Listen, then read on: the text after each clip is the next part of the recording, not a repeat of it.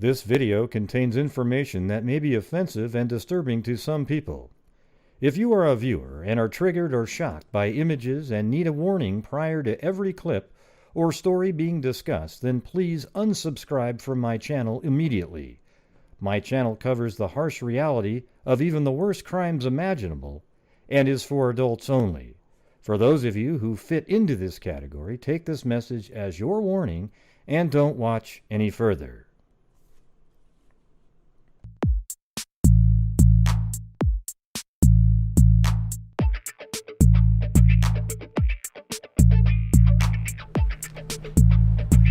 Hey, there's Jody. There's Jody right there. I don't know who that is.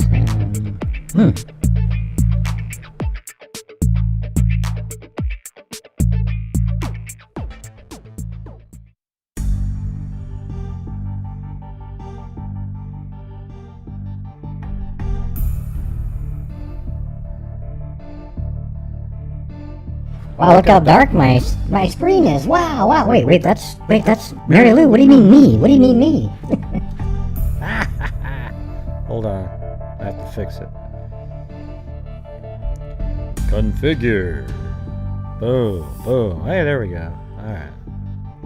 Alright, cool. Now it works. Hey, look at that. It's working now. Yeah. No, the lights weren't off. Just every once in a while you have to adjust the setting.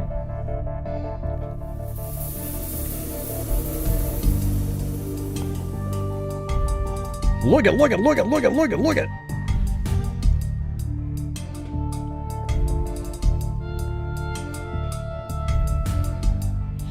And thanks, Cairo, up there.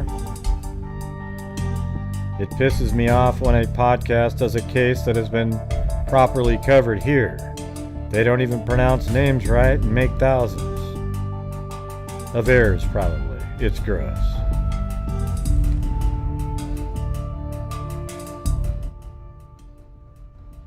You know, maybe put out some positive vibes for Cairo's dad. He was a little bit ill, but, you know, well, I don't know what's going on there. But he seems to be doing okay, so just, you know, positive vibes. Positive vibes. I know he's not a religious person, so. Unless you're into devil worshipping, okay. Oh, God. Here we go again. Mini bus will be all over that one.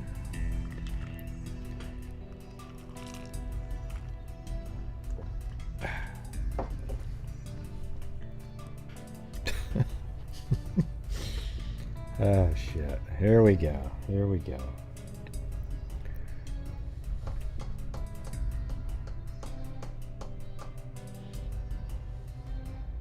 Yep. Yeah. So I'm gonna keep the time. You know, the thing is the friend or whatever. I'm not sure why the friend of Fauna Frey gets to know all this stuff. I mean, why does a friend get to know anything? But anyways, I took down the video that had the interview with Sean because, you know, I guess the dad was feeling bad that, you know, hearing the things that Fauna said, okay? And then they said, oh, well, it's not, who knows if it's even accurate? I don't know either, okay? I don't know either. Okay, but I'm going to keep up the other video that I have. The one that actually has part of the timeline and everything. Because I think it's ridiculous to care about little aspects like that. It absolutely is completely, utterly meaningless. It's like people just wanting to control, like, you know, oh, wow, we got the information, you don't. I mean, they're the ones that have told people different people's phone numbers and everything. So, I'm not going to take that one down.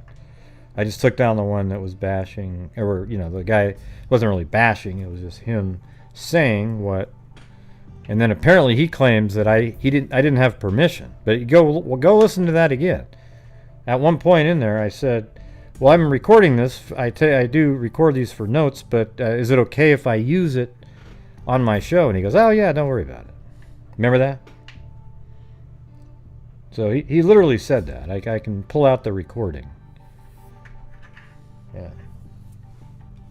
If he said no, I wouldn't have played it. I guess maybe I would have played it in the members only section, you know, if I didn't ask, for example. If he said no, maybe not. But anyways, I played another interview earlier on the members only portion. So if you're not a member, well, you're just out of luck. You missed it. A different interview. And when she called me, the friend, she said that, oh well, they found the Jeep down in Grants Pass, but I don't believe that at all. I think there was information that was put out where it was found. It's in a different. It's not down there. So you know, and they want me to call up and do regular interviews. And hey, if you want to interview somebody, well, I know. Okay, you're gonna tell us about their relationship and that kind of thing. And what I do on this channel is I put out the map locations and we try to actually figure something out. Okay, I think they already did a long enough interview to get all that sort of the, I don't know what you call it, the fluff information out. That's already out there.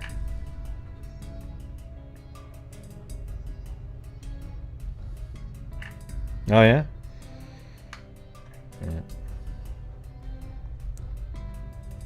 You came from Chutch?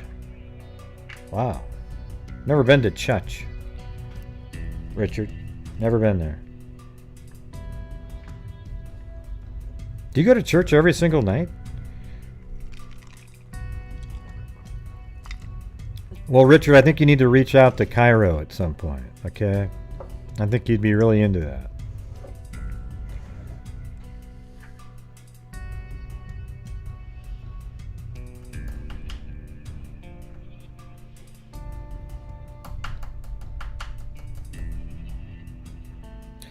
Hey, Barbara Smith. So what was the deal with your internet you were talking about? Was it from like a fire or something like that?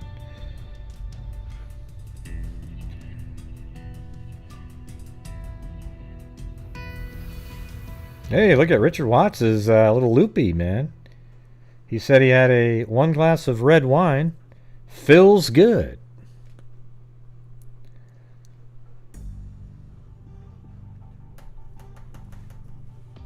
Oh, thanks, Barbara Smith and Emily Flotilla.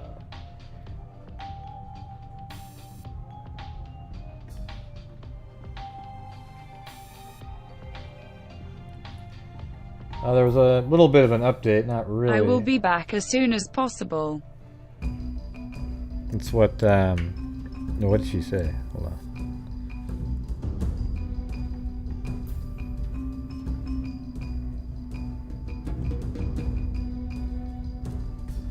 Okay, so it like crashed or something, or nobody can come out?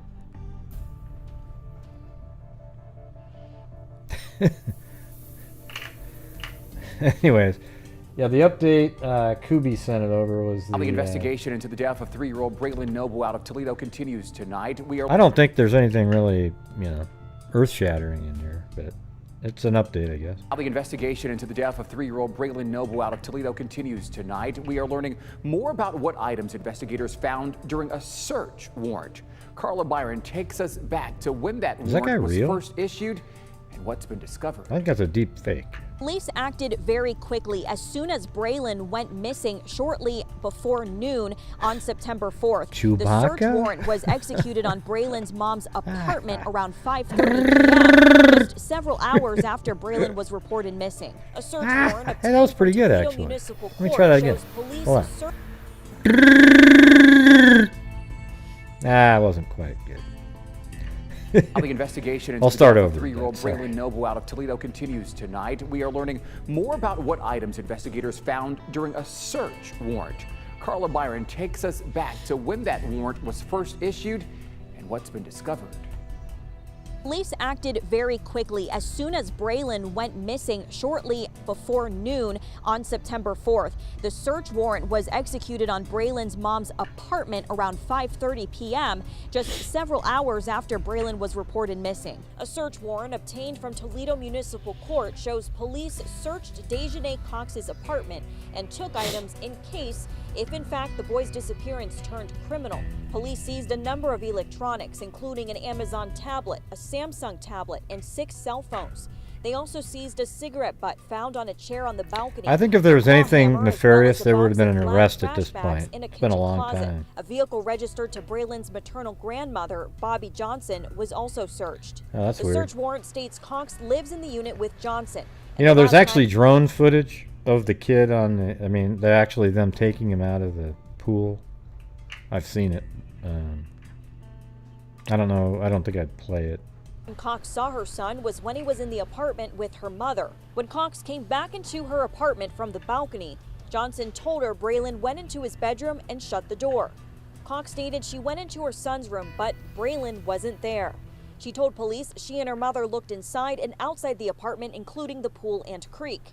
Then after the 911 call where Johnson states she believes the toddler might have fallen out of their Yeah, so he went into his room. That explains it a little bit more, like, that's why he was out of sight for a while. But, I mean, how did the kid, I don't know. Jeez. Story window, police began their exhaustive search of the area to no avail. Braylon's full autopsy report, including the Well, it looked like they shot a picture of the window there. Their exhaustive search of the area to no avail. Braylon's full autopsy report, including the toxicology, but would a is still 3-year-old be able to pending. rip that open? Carla Byron, WTOL 11. Yeah, so that was it there. Then down here there's a... And here at home, a Black Lives Matter protest just wrapping up after calling on leaders for accountability in the death of Breonna Taylor. Roxanne Elias. There was accountability, $12 million. There's no murder, okay? It's like, Jesus. I don't understand it. What, you know, the whole thing about the Breonna Taylor, I mean, I get being upset about it, but now that the information's come out, what if it was... I mean, I don't think the guy inside would be in trouble if he had hit the officer after the incident was over with the bullet. He didn't. I don't even think he got charged with that, because it turns out that they were in. You know, he was innocent and he thought somebody was breaking into their house. I'm just trying to figure out what the cops were supposed to do after they got into the door and then a bullet actually hit one of the cops by one of the, you know, by the boyfriend of Breonna Taylor. What are they supposed to do at that point? Well, they shouldn't have been there in the first... Okay, great. Okay, so somebody made an error, maybe, on why they were there. Okay? But there's no murder here at all. It isn't even close to a murder. Okay? Nobody went in there with the intent of killing anybody. Okay? They opened the door, and then they were fired upon, and then the one charge that they were able to just kind of get in is just a crazy charge. It's like, you know, putting in danger neighbors because he shot wildly with his gun. I mean, you know. They had to find something, though. They had to find the fall guy, the one guy, to charge something to, but it didn't squash the riot. So now they're probably, you know what, let's take off that charge. It didn't do any good. You know. All right, so here's what it looks like they took out of the house here. Wait, I gotta do this. Hold on.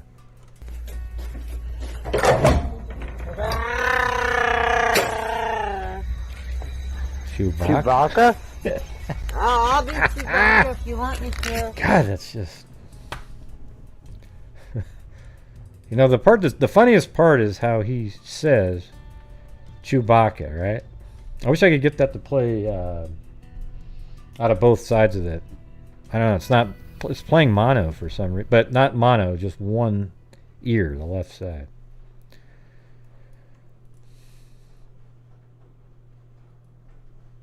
Yeah, he isn't even one of the people who shot at her. I mean, so it's just like he shot... I mean, I doubt he'll get anything at all if it goes to trial. Although he might, because people will feel pressured, not wanting to be injured leaving the courtroom, being a juror member. I mean, look at this. What's going on right now, everybody? It's just so embarrassing. God.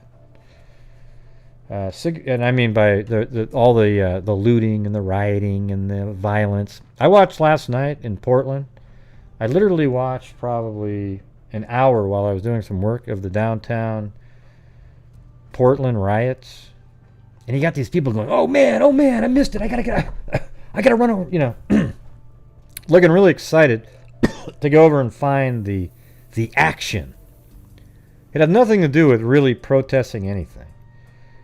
It's just an absolute joke. And they all have these things now after all these months. They play back these, you know, loud stuff back to the cops when the cops say something. It's just turned into a really stupid thing. Yeah, I know. See that? That's what she was saying. Crystal Ann, she was saying, I'll beat Chewbacca if you want. You know what I'm saying?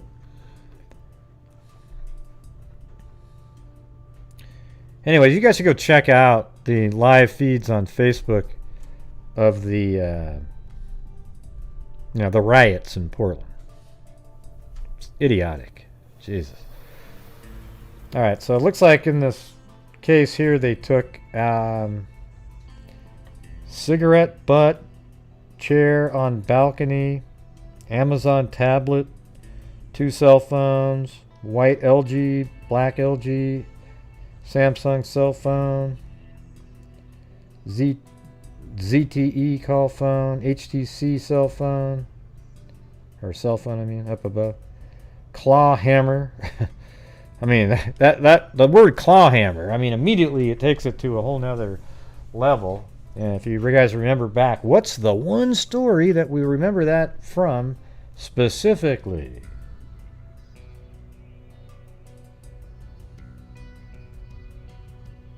Now I just have to remember the guy's name.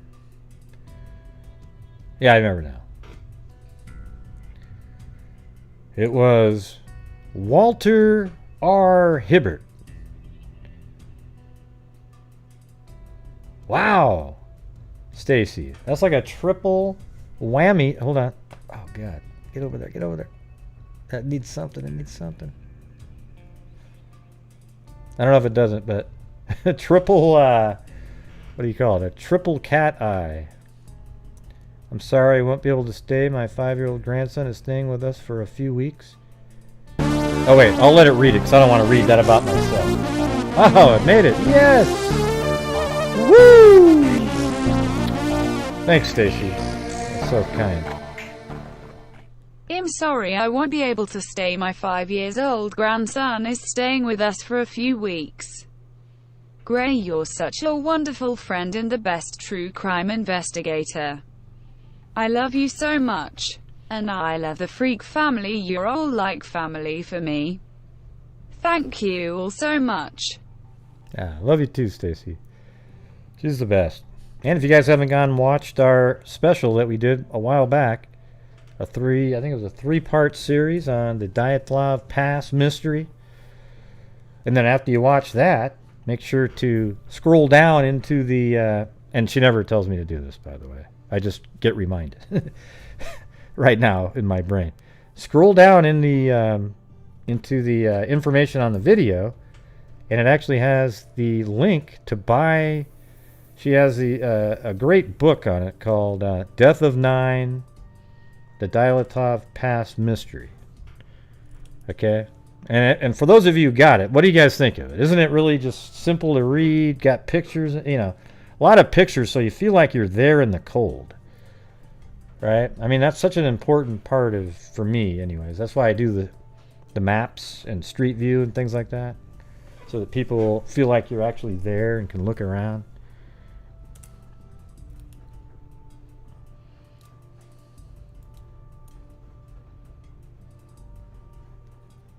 Yeah. Well, thank you very much, Stacy. Okay, so the claw hammer was the Walter R. Hibbert story. You guys remember that one, right? I don't know who that was, but somebody did the most amazing research for me on that one. Because I was looking at the case, then they actually contacted a library and then got a hold of some old like records or some shit, you know, and then got me the documents from when he was in an insane asylum for a couple of years. And then he got sentenced to 25 years in prison, and then he got out and he lived another 50 years or so. It was crazy.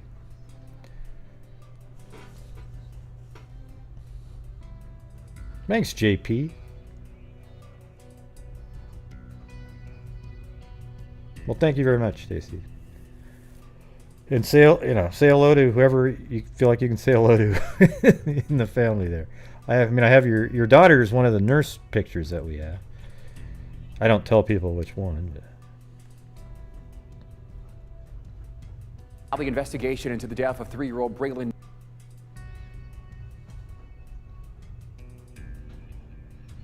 Yeah, it was pretty amazing. So if you guys don't remember the Walter R. Hibbert story, that one is so crazy. It was like 1940, 39, I think, actually, right? And even in the newspaper, there was like ones about, oh, Hitler doing this. And, I mean, it was just bizarre, right? And he was at home. His wife was at home, and she asked something like, can you get me a drink of water or something? And then he came back with a knife instead and just stabbed her to death. She was pregnant. So this is like an early version of these stories where somebody killed somebody. It seemed like it was an arranged marriage situation. So he killed her, and then he tried cutting her body parts up into bits in the bathtub. But then he just sort of gave up, and then he was heading to Canada. This happened in New York. He was headed to Canada, and then he turned around. He sort of just turned around, and he got caught, and he just said, it was, what's really bizarre is going over the articles about him in the insane asylum. He literally was just, he said, I just have thoughts that I just want to kill somebody, So anyways, it was like, he got 25 years in prison or something. He was in the insane asylum for a couple of years. Then he served 25 years in prison. So he was out in like 65 or something. And then he actually lived till like 2012 or some shit. I mean, it was unreal. Whole new life, everything, had a great life. I mean, who cares that he killed this totally innocent person all those years ago? Really weird. I'm going to have to do like a reset on that one of these days. Because it was so amazing. The information.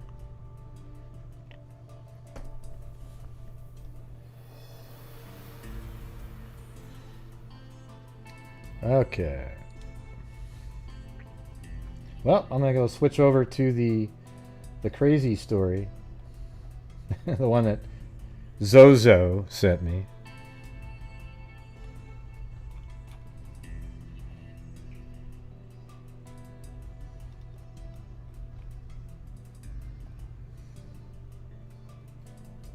And this is the, well, it sounds like a guy named Erno Soto may have done it, but nobody really knows for sure.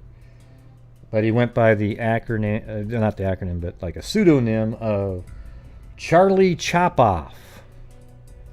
I think that's kind of a ridiculous name, given the fact that his victims were all below the age of 9. 10 and younger probably. 3 black children and 1, I think, Puerto Rican. And it's just unreal, this guy.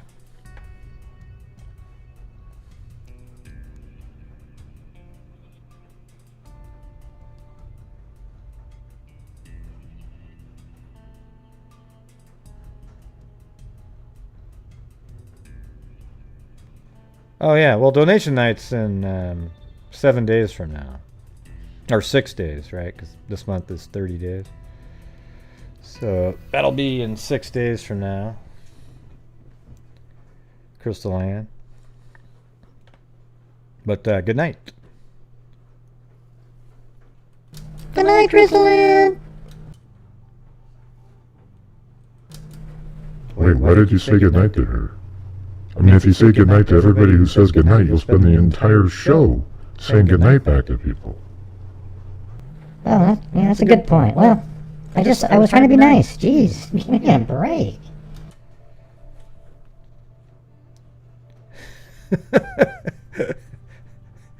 Anyways, I think Mary Lou was just trying to be nice. Okay, I didn't want her to start a precedence of any sort.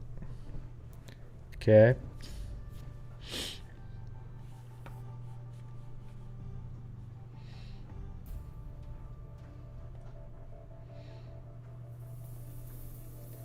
All right, so back in 1972 in New York, these children, really young 9-10-year-old kids, 3 of them, it's really bizarre. 3 of them were found on rooftops and 1 in a basement. Okay, and they were all murdered and mutilated. So here's one of them. This is the Douglas Owens. Let's see what this is. Well, this is August 19, 1973, but this is just an article that mentions all of them. The first case wasn't even mentioned. First 2 weren't mentioned in the paper as they happened. At least I couldn't find any. I think you have to have the New York Times archives to be able to find those, but they were in other articles like Daily News and so forth. That's not part of newspapers.com, I don't think.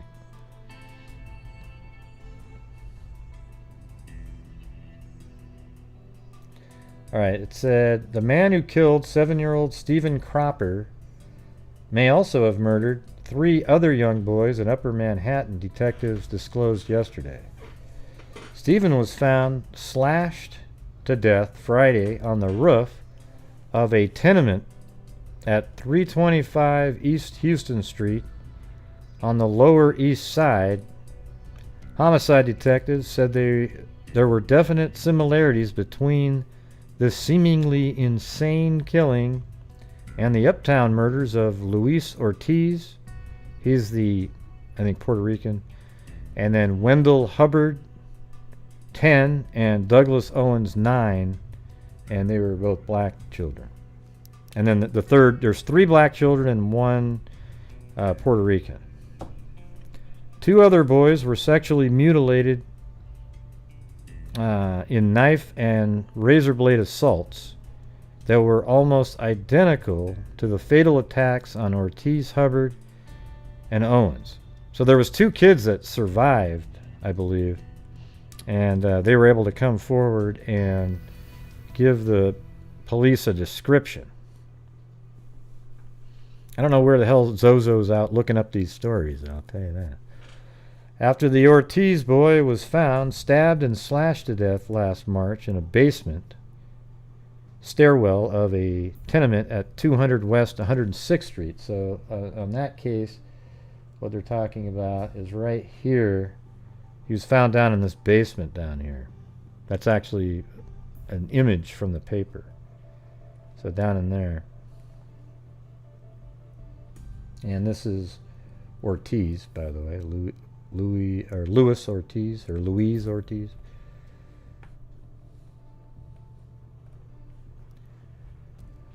So right now we're still on the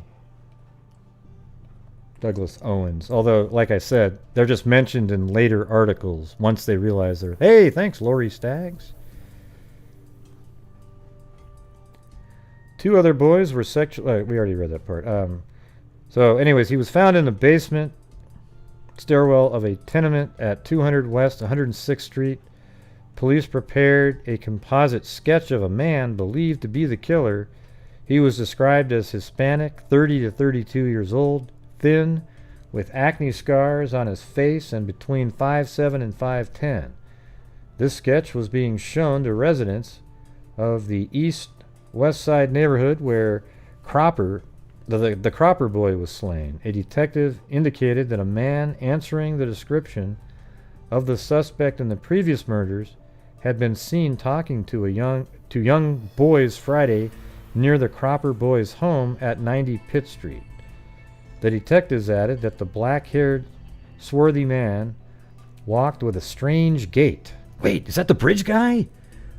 You know, people from Delphi heard that, and they heard the strange gait. And immediately they thought, well, is it possible? Will he be 106?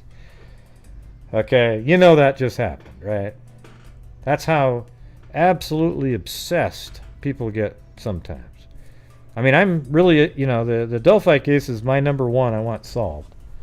But it doesn't, it's not all consuming every second of every day. There's a lot of other cases out there, people.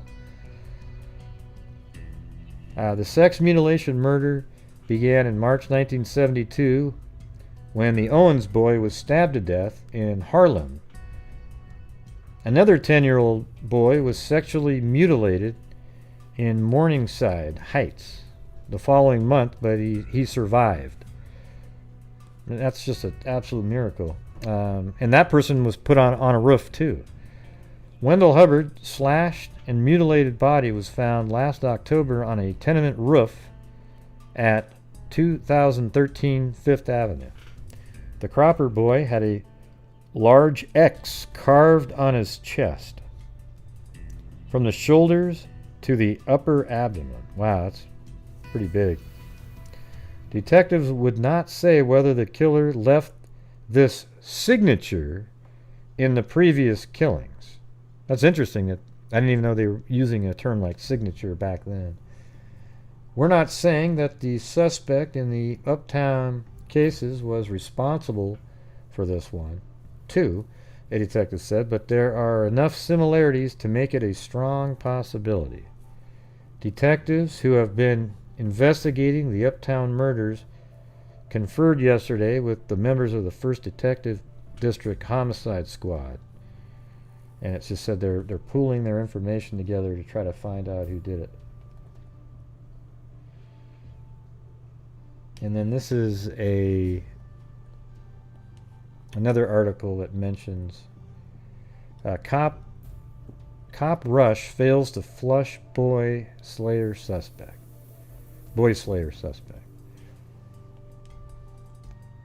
A limping man who fits the murders of four young. Oh God! Wow, that's weird. I thought it was going to keep going down like this, but it goes over here. A limping man who fits the description of a suspect in the murders of 4 young boys was reported seen with another boy yesterday in the Lower East Side neighborhood where 7-year-old Stephen Cropper was slain on Friday.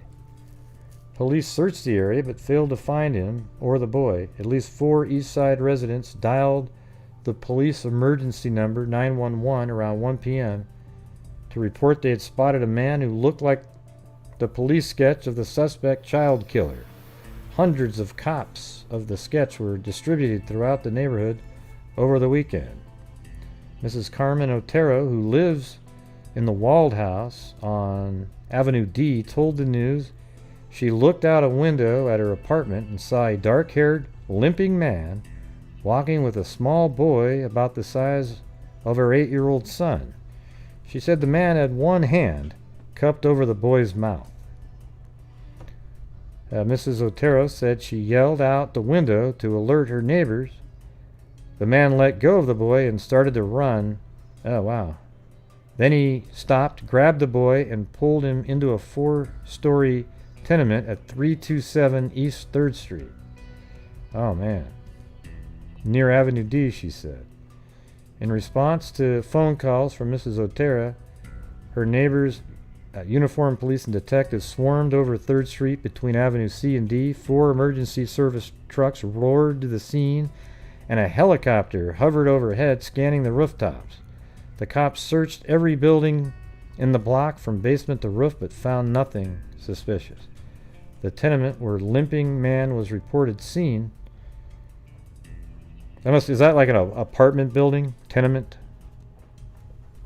Where limping man was reported seen is just 2 blocks north of the E Houston Street tenement where Stephen's body was found on the roof.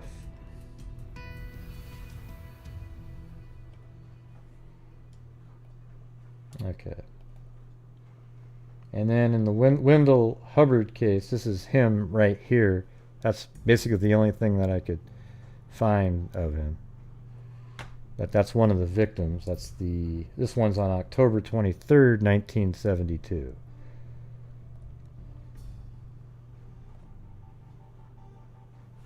And if I was gonna let me just go through all whatever I've got on each one of these, and then we'll go back and show you where each one was.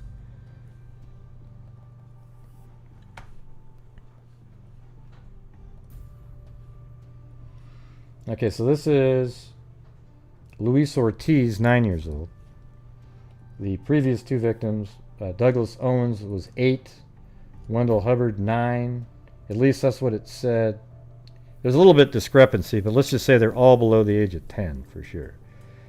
Police searched parts of Manhattan's Upper West Side today for a man with acne scars who was believed to have killed and sexually mutilated a 9-year-old boy earlier this week.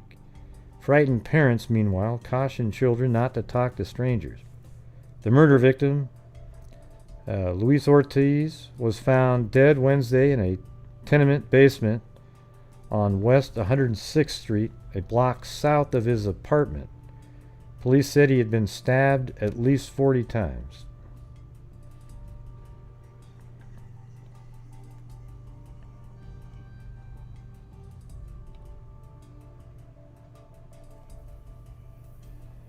All right.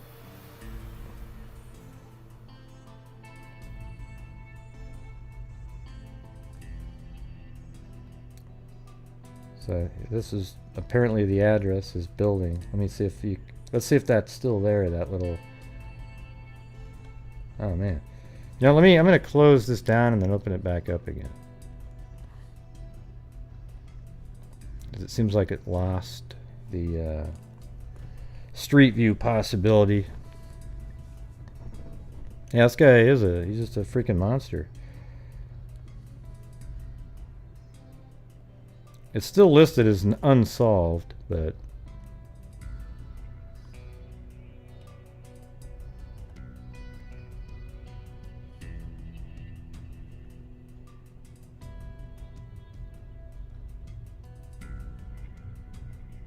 there we go.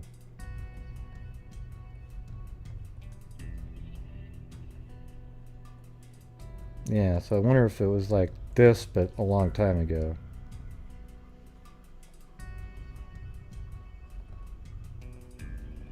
Let's see.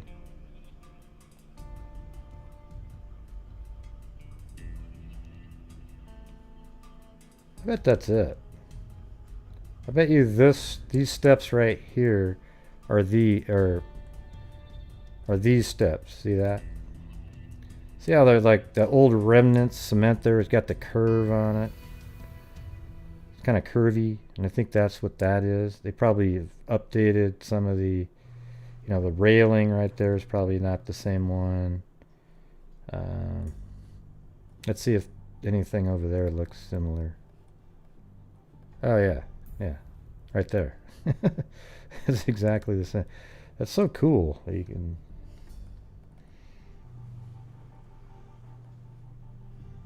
See, I think right there is the same as right here, possibly. Yeah, and then you've got the little dark building on the corner. And yeah, that's definitely the same thing. So there it is. So he was found down inside this basement here, 1974.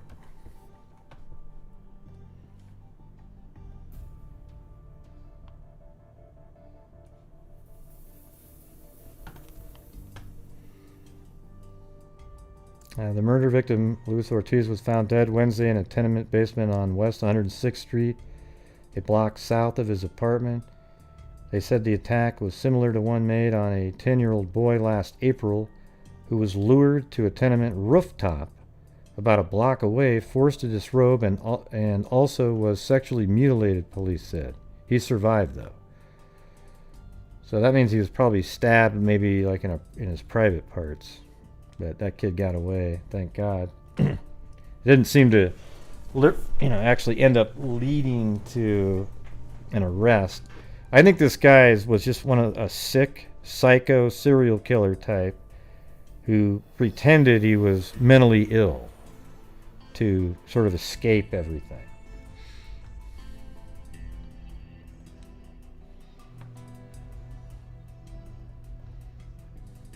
Look at all these people. They're just so concerned.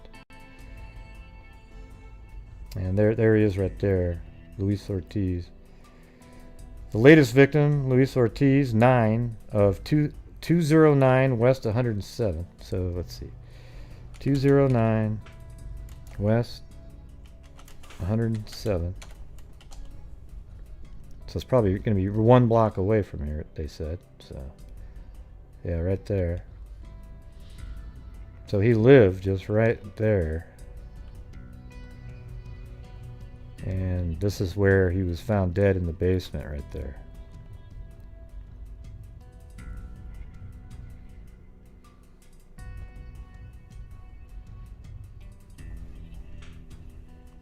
Yeah.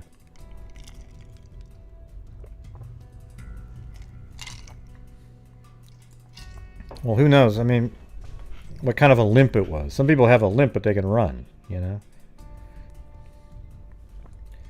And the latest victim, Luis Ortiz, 9 of 209 West 107th Street. You remember how Vinnie Barbarino walked, right? I mean, shit, that guy looked like he had a limp, right? But it was just cool. Remember that? And then he'd take off and...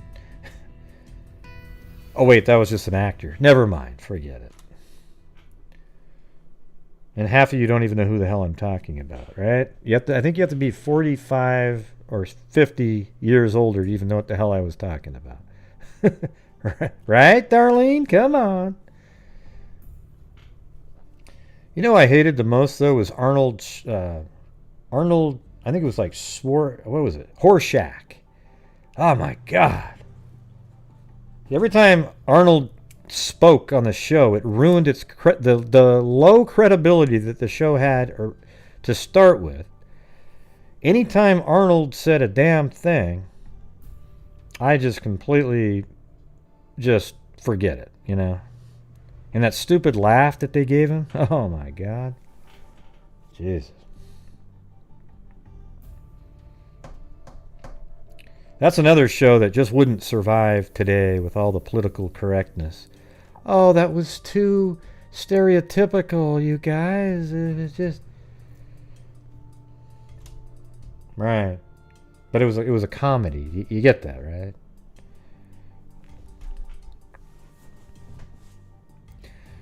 All right, so let's get back to this. The boy had gone on an errand for his parents and was last seen at 8:30. Probably in the evening, I would imagine. The preceding evening, okay. Police feel he was lured into the building and murdered during an attempted sexual attack. In addition to the murder and mutilation, numerous children in the area have been accosted on the streets by a man described as between 5'8" and 5'10", 37 to 40 years old, with a slim build and gray hair. Hey, Linda Howe, as in Linda Moldenhow of the cattle mutilations and crop circles. I've forgot to mention that many times. She was really into crop circles and cattle mutilations. Although that's Linda Moldenhow. But we associate that with Linda Howe.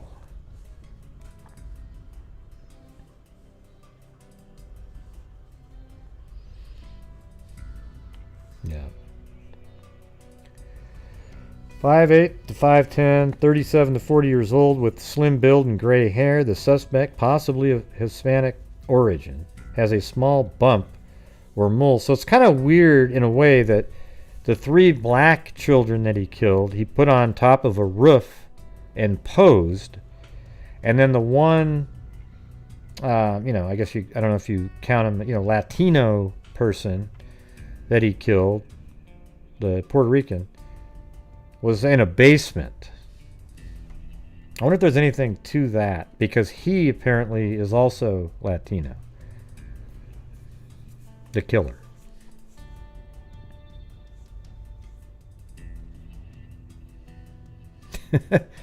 There's Linda Howell with what she just put the cattle up on there. Okay, that's something I was just kind of noticing when I was going over it, was that the killer's Latino, and the only one that he put in the basement wasn't one of the, if one of the black children was in the basement, then it wouldn't mean anything other than he just picked different places. But all of a sudden, all 3 black kids are found on a roof, and only Luis Ortiz is found in the basement. Yeah. Of another building. All right. The angry parents who met with homicide detectives of the 5th District promised to picket the station house today to press their request for the assignment of more policemen. Police say that 50 detectives taken from squads around the city are already investigating. Detectives say the latest death is similar to the attack on a 10-year-old boy last April, just 1 block from where the Ortiz boy was murdered. The 10-year-old youth, let me look at something. You know what's interesting is this. The individual named Erno Soto, who turns out to be probably the most likely suspect, he lives in that building. He lives in the same building. In these articles, you see the same address. And then, I think it was anyways. Let me just make sure. I might have that wrong. No, I think that is it. Yeah. The 327. Or maybe it's no, that was rooftop killed. Let me make sure. Well, we'll get to that again. But I was pretty sure. Well, it was 325 East Houston Street. Oh, and that was 323 East 8th Street. Okay, so it was just in my head. It sounded so familiar. It was the Stephen Cropper. He's the last victim. That's 325, not 327, but it's also East Houston. So never mind. Forget that part.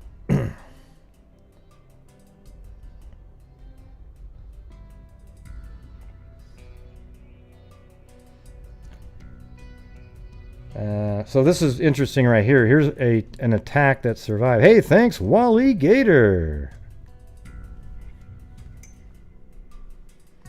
The 10-year-old youth, whose name is being withheld, was approached on the street near his home by the pockmarked man, lured to the rooftop of a tenement. So listen to this. This is exactly how the other 3 were lured.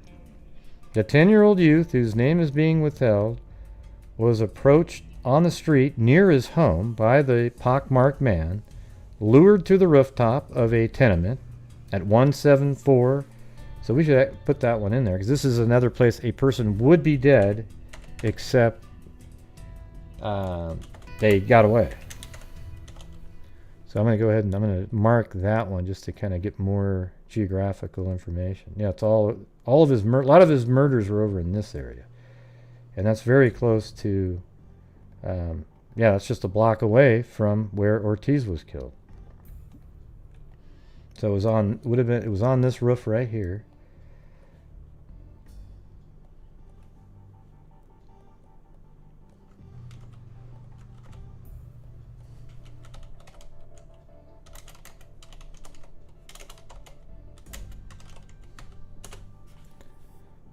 Okay. There we go. So that's where an attempt was made on an unknown child on the rooftop right here. So the pretense was, how we got the child up there was, it said, on the pretense that he wanted the boy to knock on his girlfriend's door. The boy, who was promised 50 cents to do the chore, was followed inside the building and forced to the roof. Once on the roof, the suspect ordered... You notice I'm saying roof, not roof. I'm supposed to say roof, right?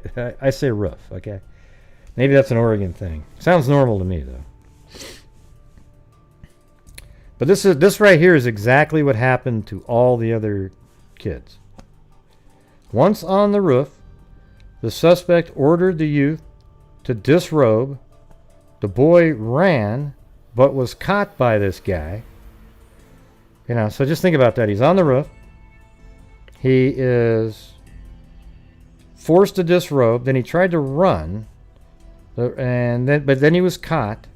Then he was slashed with a knife and sexually mutilated. So that must mean he must have cut his private parts. The boy's cries were heard by neighbors who called police. The child survived the attack and was able to give police a description of the assailant. So that's why they know what he looks like.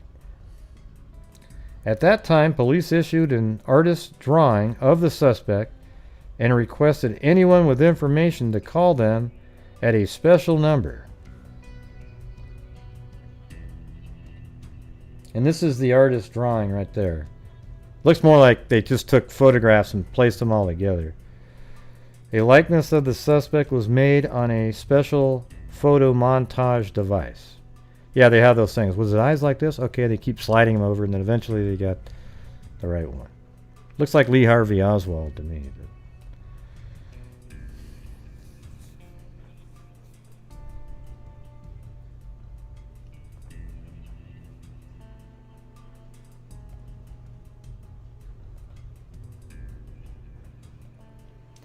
Okay, so that was it on Ortiz. Now I'm going to move on to the final one, Stephen Cropper. All right. So look at that. This is crazy. They actually have a photograph of him underneath the blanket right there. And here's another much clearer image from the other side.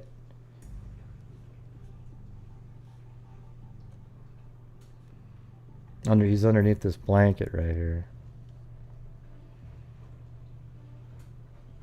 It's hard to tell exactly what's going on there. If the head's over here and this is the feet or what's going on. But, you know, that was in the newspaper. And here's another image.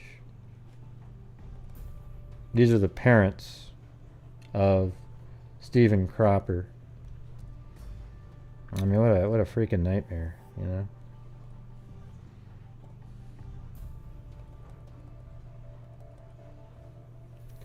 And there's that same image again right there. Boy 7 slashed to death on a roof. Or roof, as some of you might call it. I like Scooby-Doo, so I say roof. All right.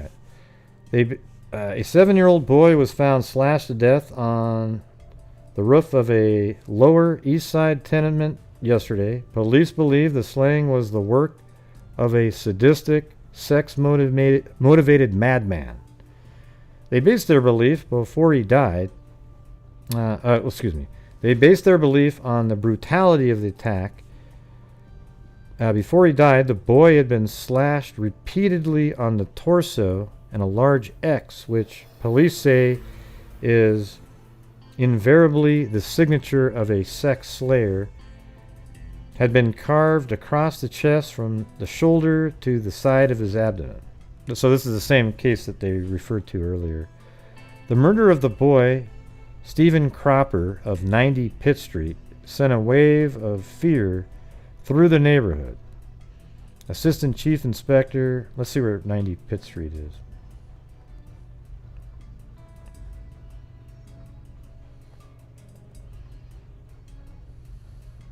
Okay, so this is the building he was killed on, the roof. And this individual, Erno Soto, lived in this building. 90 Pitt Street.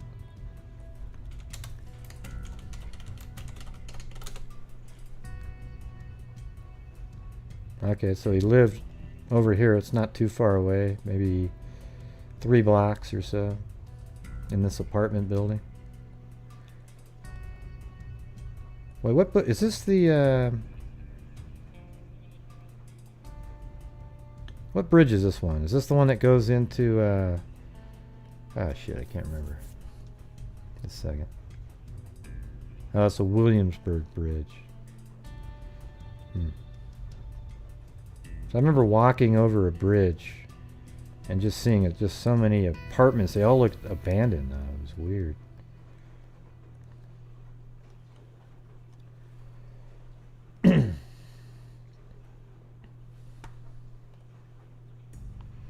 The murder of the boy, Stephen Cropper of 90 Pitt Street, sent a wave of fear through the neighborhood. Assistant Chief Inspector James Hannon, Manhattan Borough Commander who took personal command of the hunt for the killer, ordered 180 detectives, including 30 from the anti-crime units and 100 uniformed cops in the area. The chief task, as the investigation continued into the night, was to learn whether any area residents could tell them if they had seen a man walking with a little boy. One of their chief aides in the manhunt was a photo montage of a suspect, a white man, about 30, with dark hair and piercing eyes. The boy was found dead on the roof of a 6-story building at 325 East Houston Street at 5:30 p.m. after a woman tenant of the building called police of the Clinton Street station and said she thought the boy was sleeping or hurt on the roof. And then it said not sexually mutilated. When the police arrived, they found the body sprawled on the roof. The child apparently had been dead for about an hour and a half. One razor blade was found under the body, and 2 others were nearby. Jesus. Sergeant Charles Grossberger of the 1st Detective Division was one of the first investigators on the scene. It was the same technique that the killer used in other... It's getting kind of hard to read it. You can see how light that is. Other murders, he said.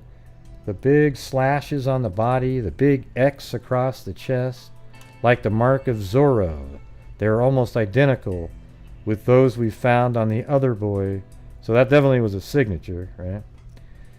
In other such murders, such as the slaying of 9-year-old Luis Ortiz near his home at 209 West 107th Street on March 7th, the victim had been sexually mutilated. The victim yesterday was not. The body of the boy was taken to the Bellevue Hospital morgue. At the East Houston Street building, police said most of its men and women tenants were at their jobs at the time of the slaying, leaving only the grandmothers to watch over the children. And some of the older women or the children had seen the boy or his attacker or heard any screams. This led police to believe, it's getting kind of hard to read now, it's a little bit better, that the slayer might have lured the boy to the roof and smothered his screams with a gag. Yeah, he did lure him. Same exact way he lured the kid that survived. Another possibility was that the killer and the boy had climbed to the roof through the adjacent 6-story tenement at 327 East Houston Street, but no one in that building had heard any unusual outbursts. It's a particularly terrible crime. It's sickening, said Mrs. Iris Ortiz, a tenant at 325 East Houston Street. For the past 4 years, all of us are so fearful now.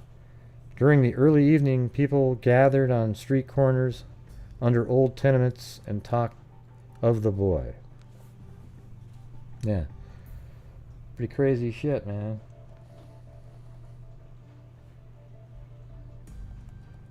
And there's Lee Harvey Oswald again. Not really, but... The man who killed 7-year-old Stephen Cropper may also have murdered 3 other young boys, an Upper Manhattan detective discovered yesterday. Stephen was found slashed to death Friday on the roof of a tenement, 325 East Houston Street on the Lower East Side. Homicide detectives said there were definite similarities between this seemingly insane killing and the uptown murder of Luis Ortiz. I think this might be the same article, but just printed in a different paper. But there's the guy they think looks like him. And again, tied to 3 others.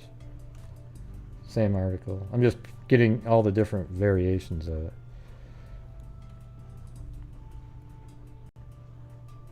Yeah. So now this should be different because it's on the 21st. We've seen that one. But these are all these people outside saying, hey, get something done. You know, but see, this is a worthy thing to protest, right?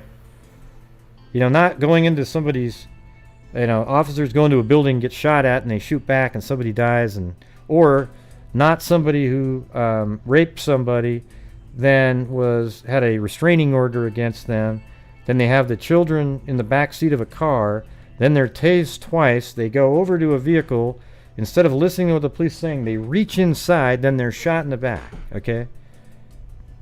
Yeah. See, those kind of things actually make sense to reasonable-minded people. This right here this is where I can see people protesting. It's interesting, you can kind of see right there, the guy's holding up I don't know if I don't think that's his kid. I think he's holding up the picture of who they're looking for. It's really small, but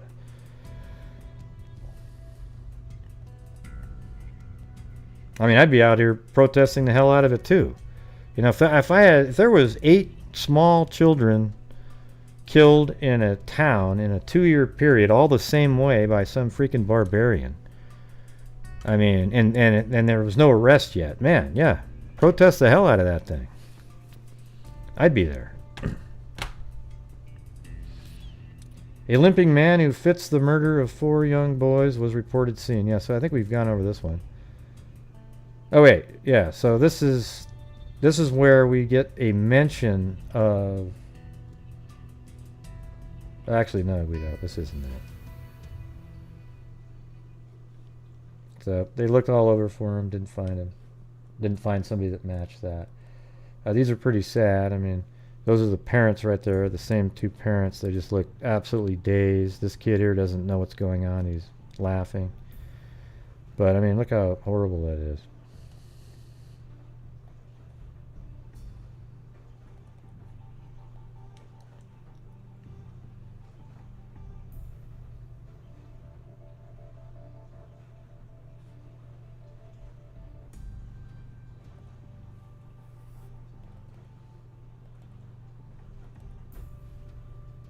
And there's some more. I mean, this is all in the paper. I thought it was actually a little bit refreshing that they really covered a lot of this stuff, you know, and the victim was black, okay? Because I'm telling you guys, we've seen it 1,000 times where there's almost no coverage at all in a lot of these old papers.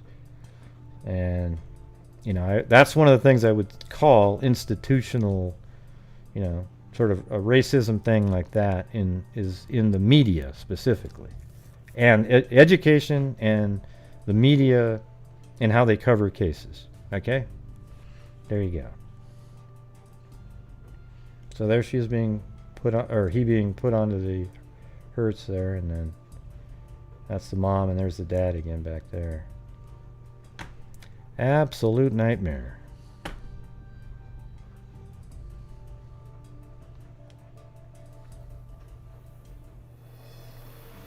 Okay, now I'm going to go to some stories. Now here's another sketch right here of what he might look like. Looks mildly similar to the photo deal that they had going there.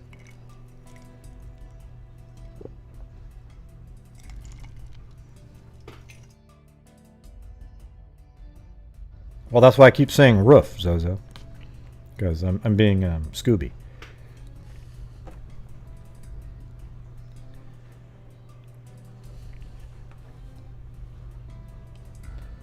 All right, so now we're going to get into some of this stuff. Okay, so 1973 August. Let me see if we've done this one.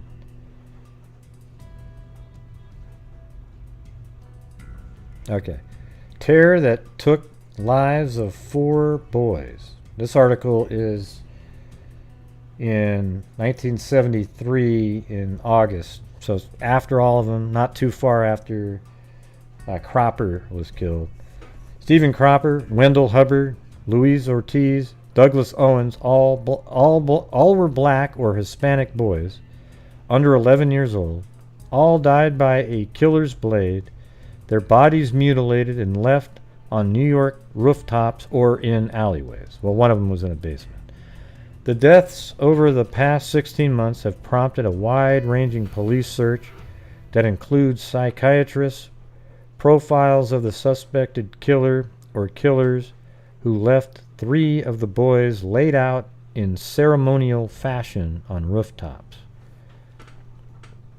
That's interesting. I'd like to see how they were laid out there.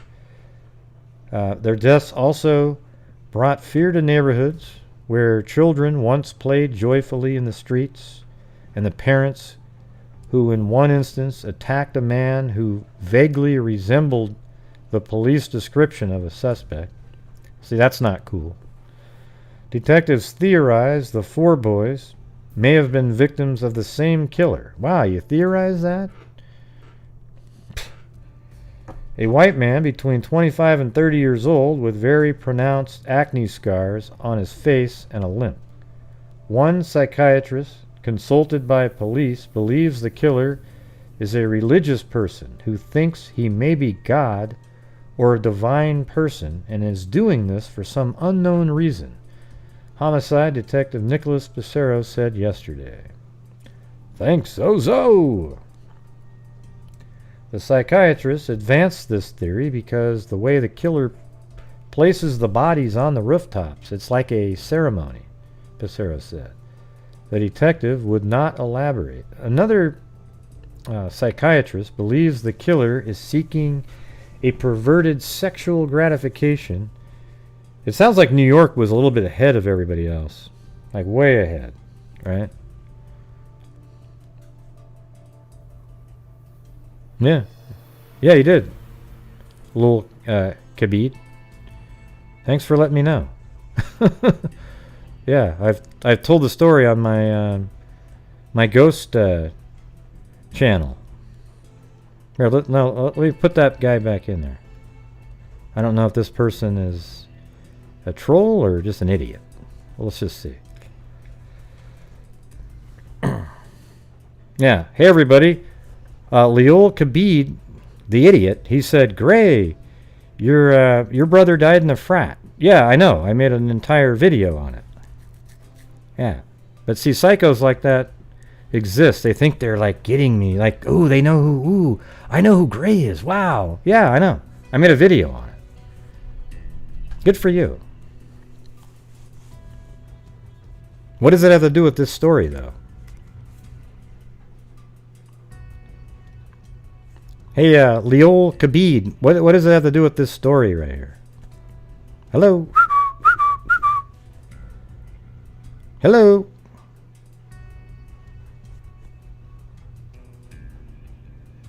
Yeah, you did time him out.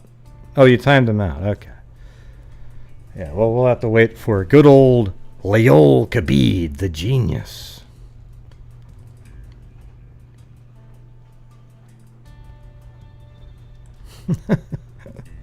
What a strange idiot. Let's see, where were we at here?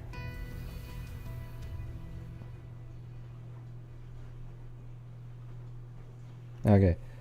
The latest victim, Stephen Cropper, 7, was found a week ago in a tenement roof in the Lower East Side of Manhattan. The coroner said he bled to death from a slashed artery in his arm. Oh, man. Razor blades were found near the sprawled body. Unlike the other victims who were killed on the Upper West Side in Harlem, the boy was not sexually mutilated, but a 9-inch long X was carved on his chest. Terror and anger have gripped the narrow streets. I guess it's possible, since they were so public about what was going on, that there could have been one may have been a copycat, right? And maybe that's why there wasn't a sexual mutilation. Somebody goes, hey, I can get away with this, and I'll make it look like it was the other guy.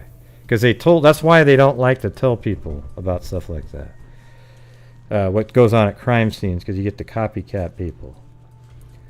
Terror and anger have gripped the narrow streets where Stephen used to play. Some mothers now keep their sons inside, and there's been talk among men sitting on porches or taking the law into their own hands. So intense is the fear and hatred generated by the latest slaying that an innocent man who resembled the suspect was set upon and roughed up last week. Yeah.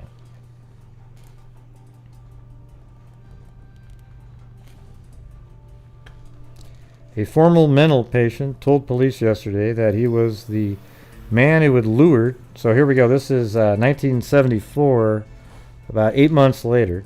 A former mental patient told police yesterday that he was the man who had lured a 6-year-old Lower East Side boy to a rooftop last August 17th and slashed him to death, police said. Erno Soto, 33. And the only known picture of Erno Soto is this one right here, which really isn't a picture at all. It's him covered with something. So apparently there's a guy named Erno Soto underneath here.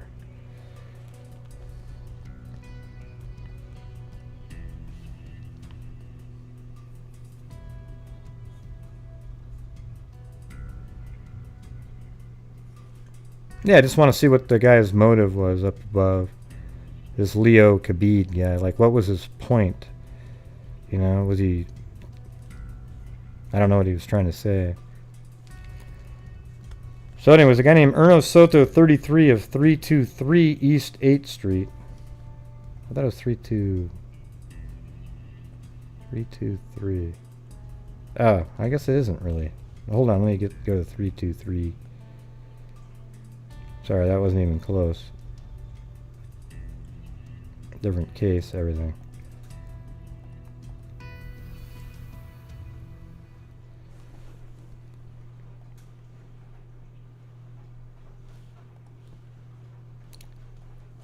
Three, 2, 3 East.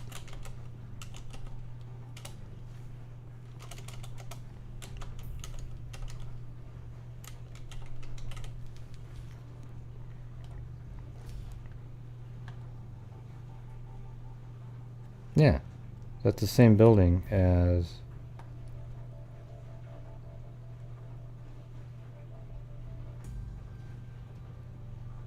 I don't know, maybe I have this wrong. Hold on, let me just make sure. Who do I have this under? Oh, that should be 325 East Houston Street.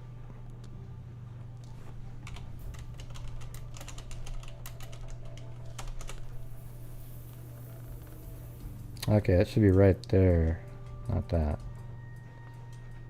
So let me, I know what I'll do, I'll rename that one and say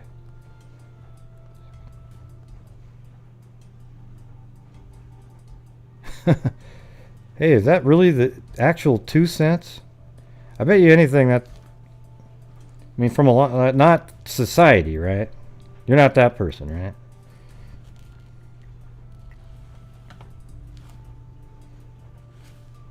Because it's interesting that that person came in trying to pretend that they had some inside info on who Gray is. You know? And that's what she used to do all the time. I don't know if it's the same person. Okay, good. You're not the same one. Good. Well, thanks, 2 cents. Oh, I know who you are. I know who you are. There was somebody named Society 2 Cents. And I used to say no sense. But I know who you are now. Thanks. I won't call you by your real name, but thank you. She's awesome. I've known 2 cents from we met during the Jodi Arias days. Okay? And she saw all the crap that I had to deal with. Honest to God, like, you know.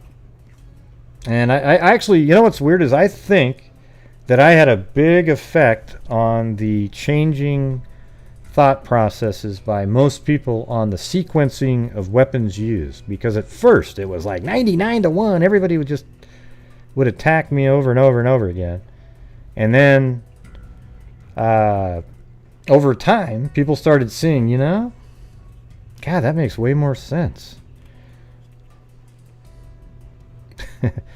Yeah, some might know who you are. But you remember those days, right? Remember how I would just get viciously attacked? And then... But in reality, I was putting out like really accurate shit. But people just didn't want to believe it because they wanted to.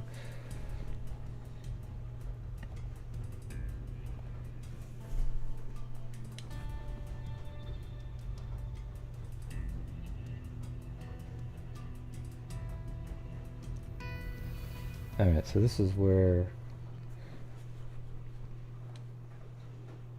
Cropper was killed.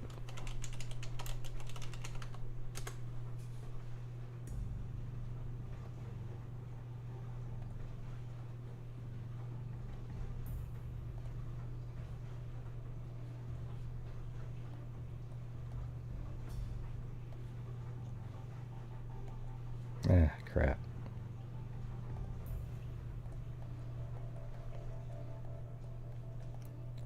Just want to get this all mapped in here. Cropper killed right here.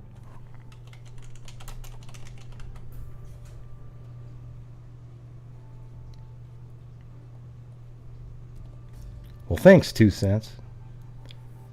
Oh yeah, well, what? I didn't even get to see what this idiot was saying.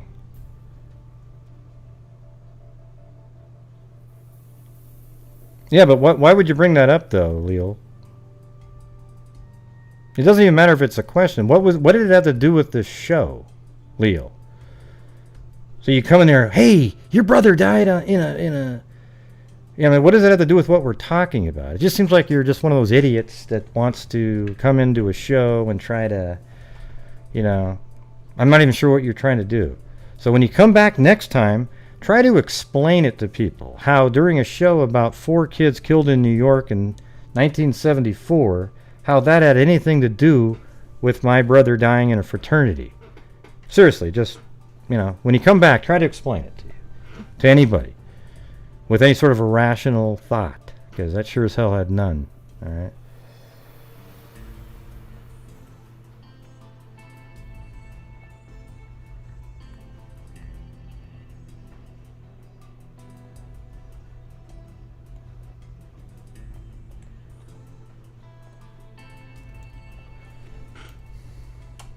Okay, this is where Erno Soto lived. So there wasn't in the same building. I don't know why that threw me off. The having such similar addresses. All right, there we go. But that's the first kid that was killed, sort of near where he lives. Because if you look at the other ones, they're all way over here. An attempted one. An actual killing, 2 more killings. He was trying to keep it away from where he lived, and it's almost like then he killed one of the last ones near where he lived to try to bring, almost like he was saying, hey, I'm right here, everybody.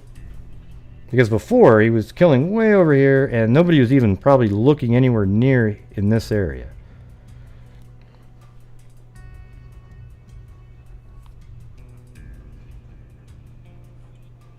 Yeah. So next time when he comes back, just let him keep commenting. I want to see what he's saying. We can always get rid of him. All right?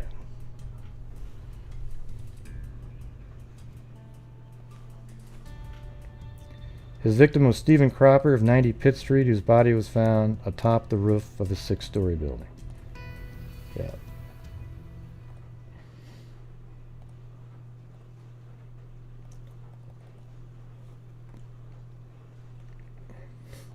All right, now here's where it says slaying suspect is tied to deaths of 3 boys, even though there's 4. It talks about a former mental patient, an 8-year-old boy on the Lower East Side, was charged with the murder of an 8-year-old boy on the Lower East Side, has been linked to the slayings of 3 boys in Upper Manhattan. Okay, so now it is all 4. I don't know why when you say linked, it's kind of obvious, right? It's exactly the same. In addition, detectives are studying the possibility that the 4 slayings in which the victims were stabbed or slashed repeatedly were fanatically motivated. 2 of the murder victims were sexually mutilated. The probability that the same man did all 4 crimes is fantastic. The suspect is Erno Soto, 33, of 323 East 8th Street. He is an unemployed former addict who the police say has been in and out of mental hospitals the last 6 years. Detectives of the 1st Homicide Zone, whose headquarters are at 230 East 21st Street, tracked Soto to Bellevue Hospital. He was sent there last month after he had allegedly tried to molest another 8-year-old boy on the Lower East Side. Soto reportedly was stabbing a religious slogan when seized at the scene of the assault. Soto has been charged with the slaying of Stephen Cropper, whose body was found last August 17th on the roof of a building at 325 East Houston Street. He had been slashed with a razor and a large X had been carved on the chest. 4 other boys, all about the same age as the Cropper boy and similar to him in appearance, were attacked in Upper Manhattan between March 1972 and last August when the Cropper boy was killed. 3 of these victims were killed, but one boy escaped after he had been stabbed once. 2 of these boys killed were sexually mutilated. All were stabbed or slashed repeatedly, and the bodies of all were found on rooftops. Detectives reportedly have determined that Soto had relatives and friends who lived near the murder scenes, and that he was known to have visited the areas of the slayings. So he kind of would go over to those areas all the time. Thanks, Lil Andy.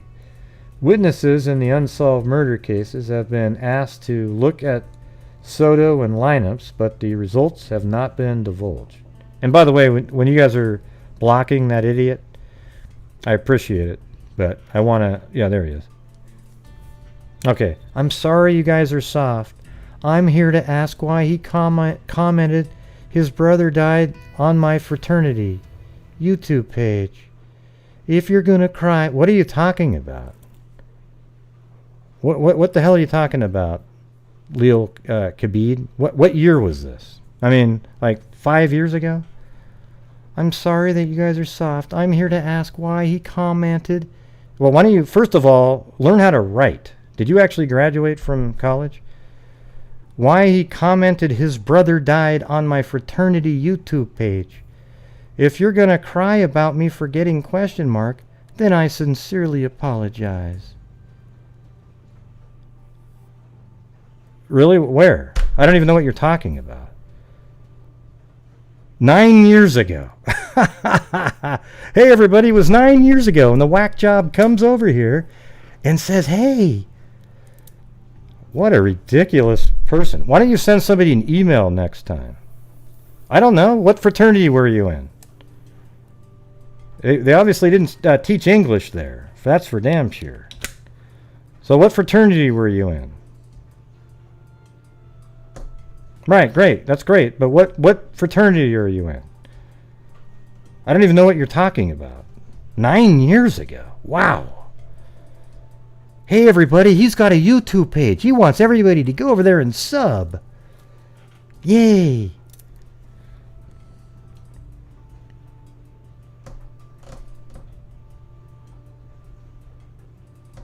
Right, like 9 years ago. Oh, God, that's so ridiculous. Well, you made a comment, and I don't even remember making the comment. You know, that's the funny part about it. 9 years ago. Yeah. It was probably the Theta Chi fraternity, yeah. No, your grammar's terrible, okay? I'm sorry. It's absolutely awful. Okay, it doesn't surprise me, however.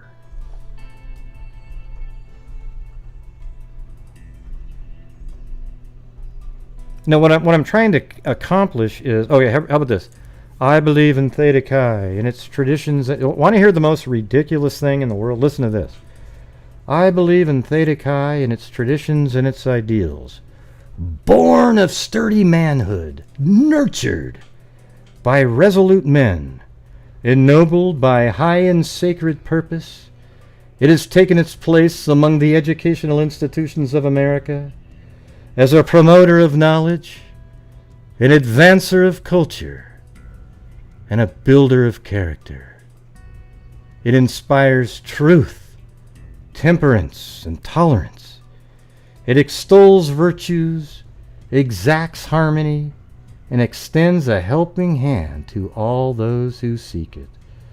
I believe in the primacy of alma mater and its usefulness in my fraternity, and I will do all in my power to perpetuate its ideals, thereby serving my God, my country, and my fellow man. What a load of shit, okay?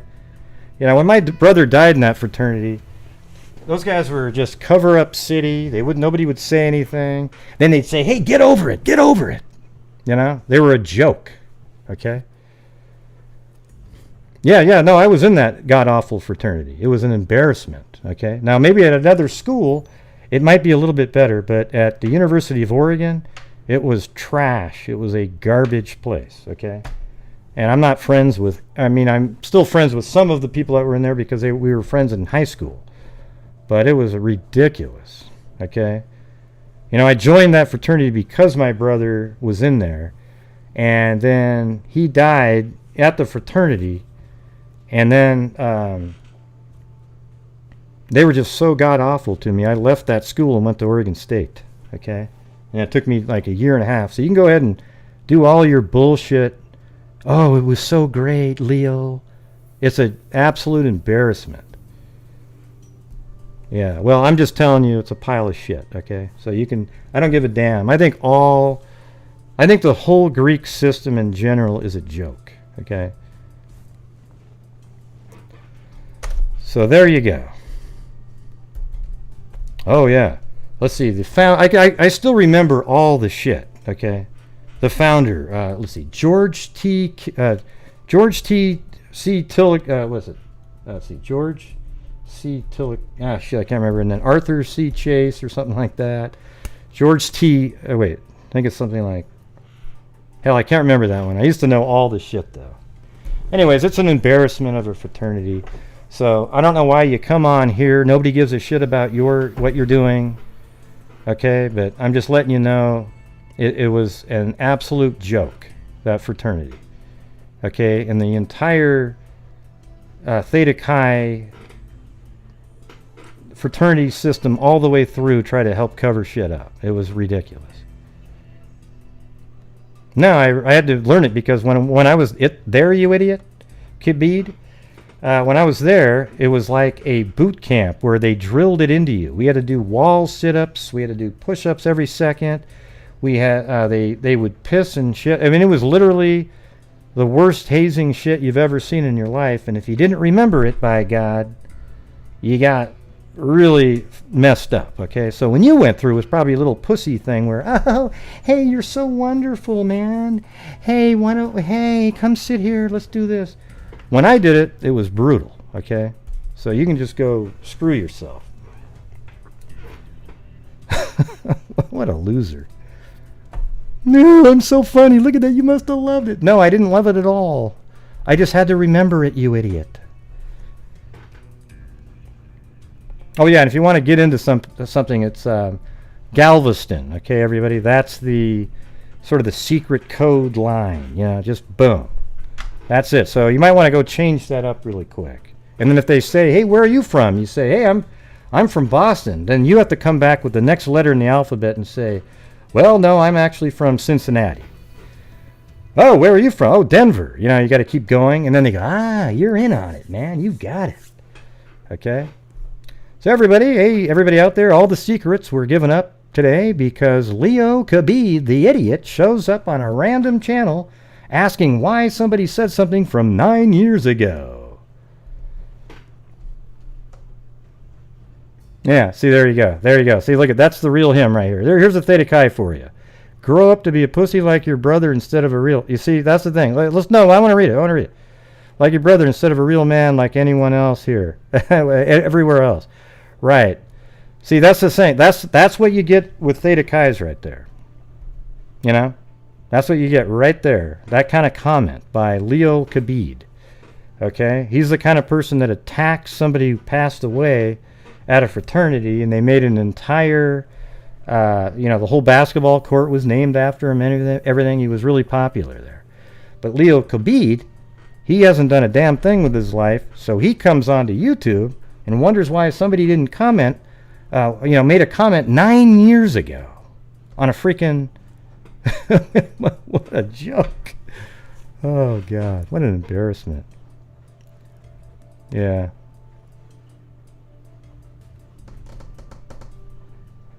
Right. So, anyways, there you go. I had my fun there. See you later, Leo. Go enjoy your whatever the hell channel you got there. Good luck with you. God, what a loser. How come you commented 9 years ago? Oh. Hey, idiot. Next time, why don't you send somebody an email? That might work. Hey, thanks, Sarah M. And thanks, Leo. I probably wouldn't have got that $20 if it wasn't for you. Thanks, Leo.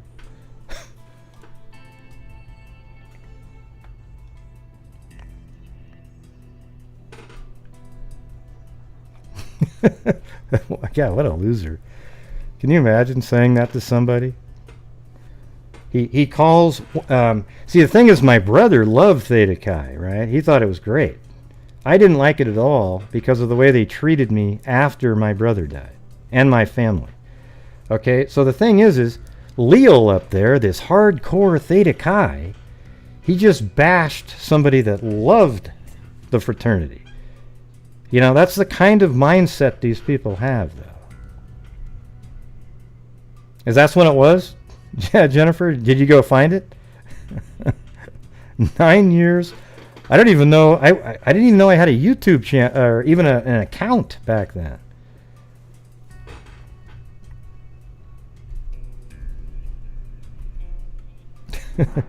Did you actually go?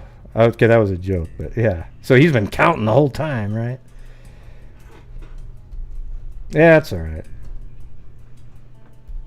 Oh, okay. Well, that would have been funny if that was real. Yeah. Like I have friends now that they were at Theta Chi somewhere else. They just happen to be, and they're great people. They're, you know, awesome. I'm telling you that when my brother died, they covered up everything. They wouldn't help at all. They had a chapter meeting and they hid everything from everybody. They wouldn't say, you know, how. I mean, obviously it was my brother's choice. He had coke or something in his system. We don't really know. His heart, they found very little in his system, but his heart just started beating funny and they couldn't get him back. Okay? But that's what, you know, people like Leo out there, they'll just bash whatever they want to without actually knowing who the hell they just bashed. Because he was like, my brother loved Theta Chi. He thought it was great. So there you go, Leo. Good job, man. Good job. Good stuff.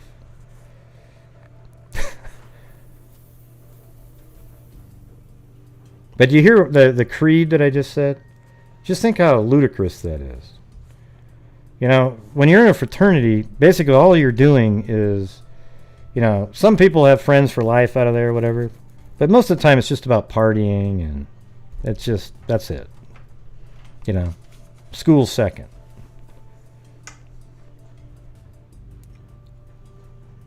At least that's how it was when I was there. It was ridiculous.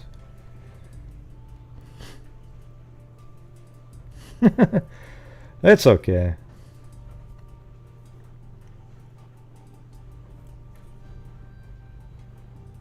Yeah, I mean, it's weird. And then he was doing the passive-aggressive shit because he said, oh, I just left out the question. Oops. Well, no. That's a huge difference, okay, moron?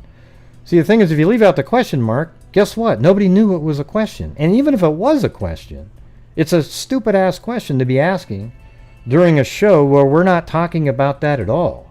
Why not just send an email or something? You know what I'm saying? Yeah. So I think it was all intentional. Okay. Oh, you guys it's just crazy. Right, he's great at grammar, but he can't remember to put a question mark in there. Yeah, that was pretty messed up. Weird. Weird. I thought he was just somebody just kind of was meant to type in more stuff, but he wasn't. He was just an absolute asswipe. You know, just ridiculous person. Yeah.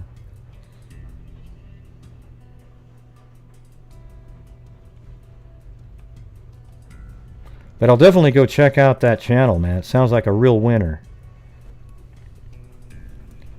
Hey, thanks, Rebecca N.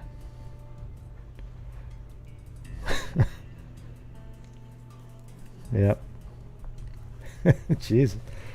Oh man. I mean, it was shitty that he ended up calling my brother what he called him. Wow. You know.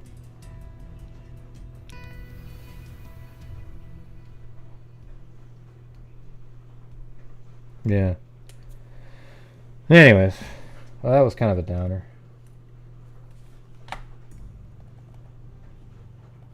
I mean, there was other people over the years they thought maybe did it and whatnot.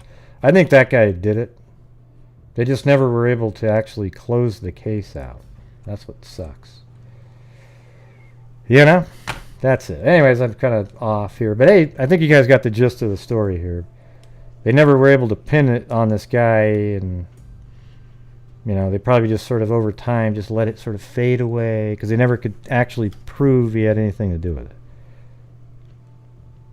Yeah, what's that, Zozo?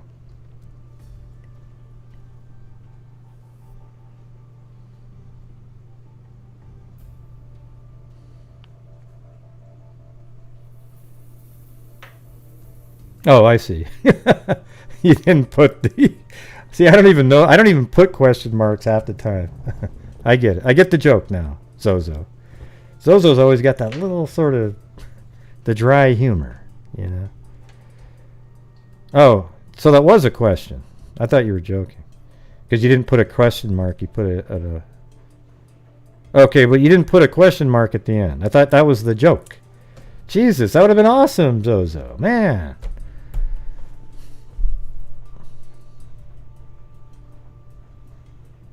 Oh yeah, there was one they said was inside the facility, and first they said he couldn't have done it, and then they realized, well, you know what, he's actually gotten out before, and we had to catch him, so they think that he could have gotten out. That's what the facility said. I read that part.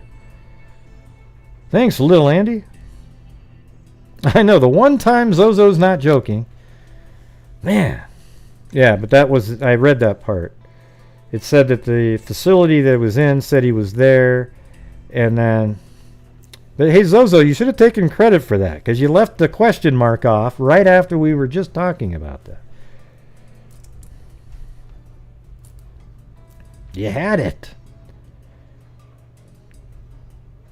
Right, I knew exactly. I wanted to give him a chance to explain what he was doing, but he wasn't. He's one of those really triggered people, probably had a few drinks tonight, you know, liquored up, you know, angry. Probably one of those vindictive types, you know. He'll have a tough time letting it go.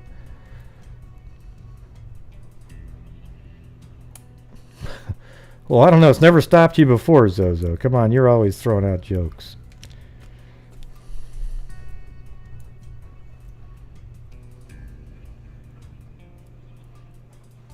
Thanks, Patricia. I know, 9 years. He's been twiddling his thumbs, wringing his hands over and over. How dare he say that?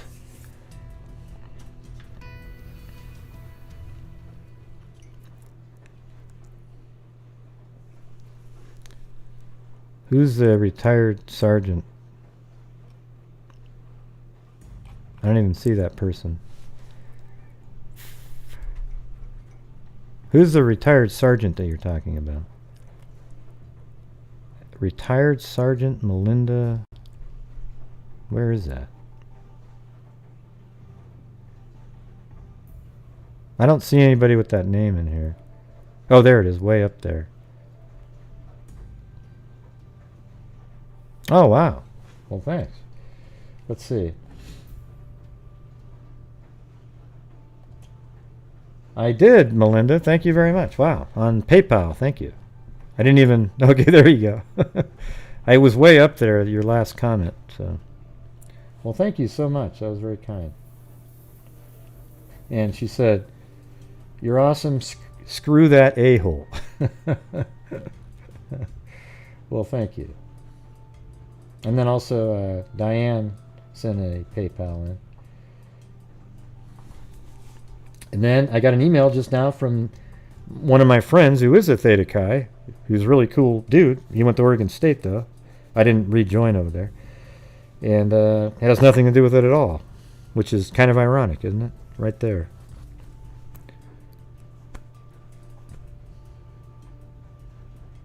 Born of sturdy manhood, nurtured by resolute men. Really? Wow. You really lived up to that creed, buddy. Man, you were right on top of it. Man, it was amazing stuff.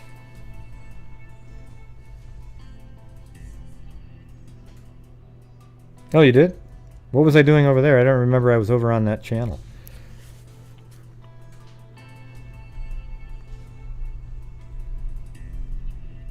I don't even remember being over there. Or is that something else?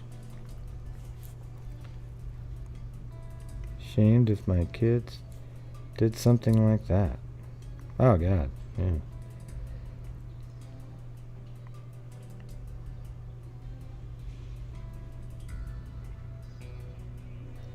Yeah, it's weird. We must have met somewhere else. Probably, maybe even on here, right? I've seen you. I remember your name now, though. I've seen you before.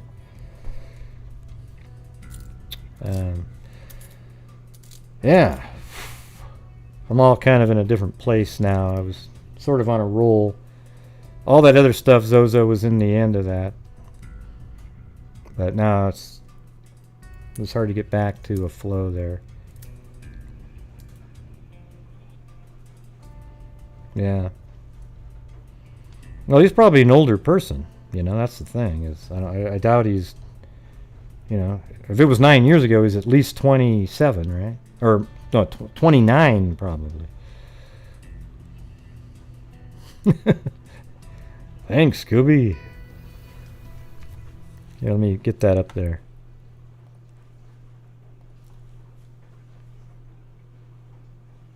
See if it reads it.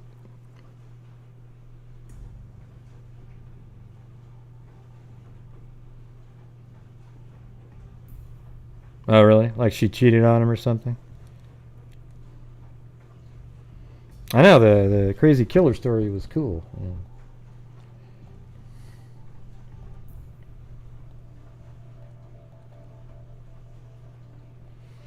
Yeah, there was like this entire article on this page was huge.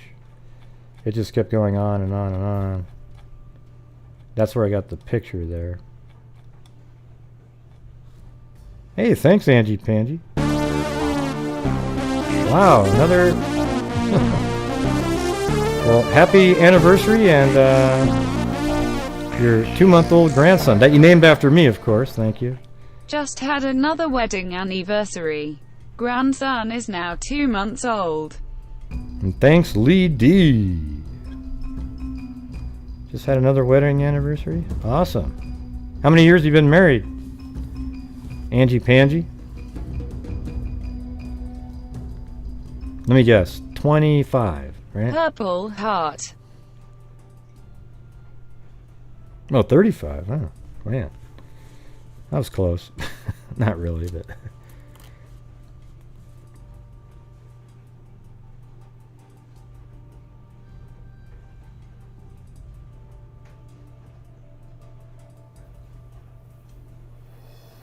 Oh.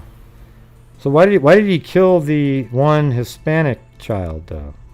Or not Hispanic, but Latino. I think he was...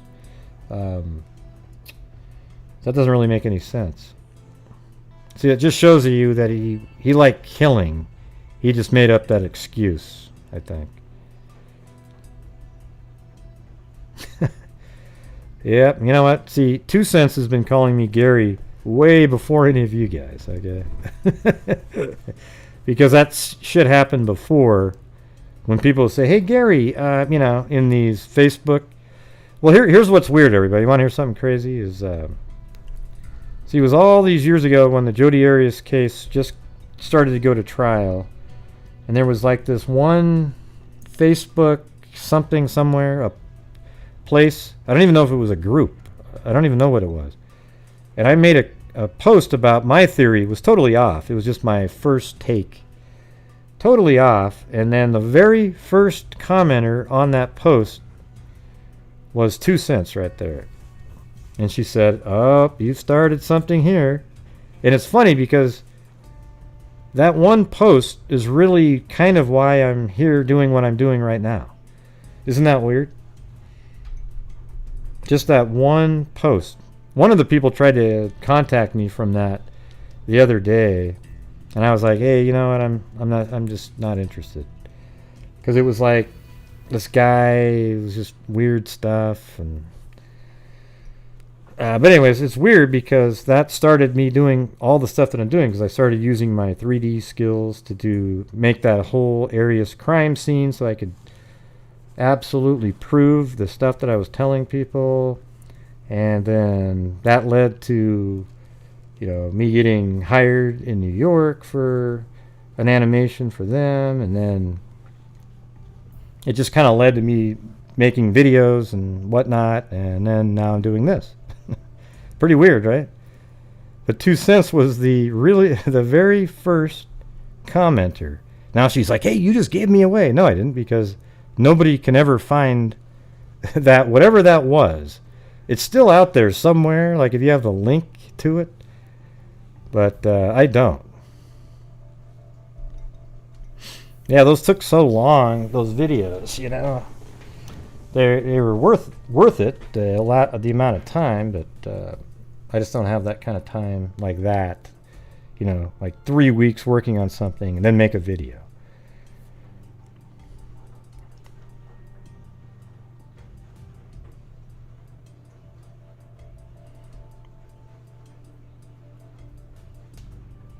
Yeah, well, those people didn't even... The weird part about it is my flow thing in the Delphi case, the flow of the crime.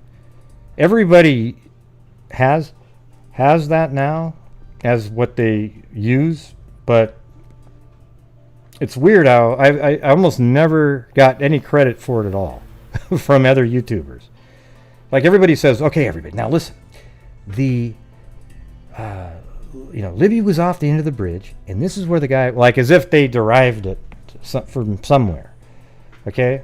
But almost none of them at one point said, hey, you know, Gray was able to figure out with his buddies who videotaped out there the exact location of all these. Now here's where this is, and that way.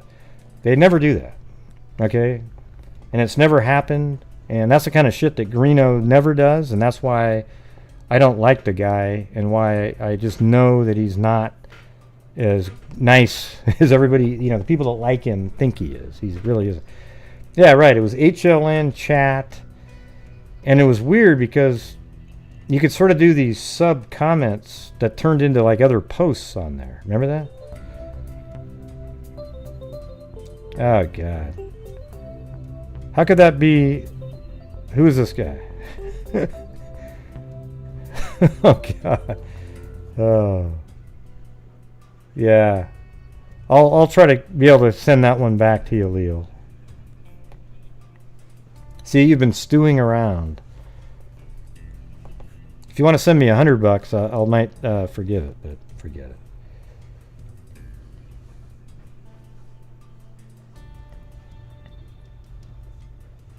Oh, so he has a second account. That's awesome.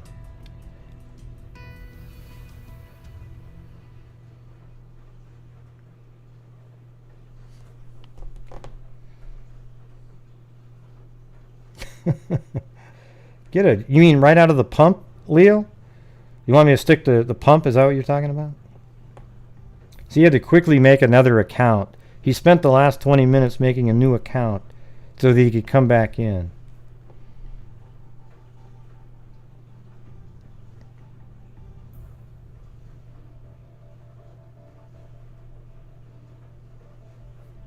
They got Gatorade? Wow. Okay, man. Thanks. It could even be somebody else a troll that just saw that and made an account. You know how that works. Because there's all these, most of the time, like right now there's 387 people watching. 80 of them are these trolls, okay? And they wait around for something to say. So they could have said, hey, that's a great idea. I'll make that same account name and then I'll...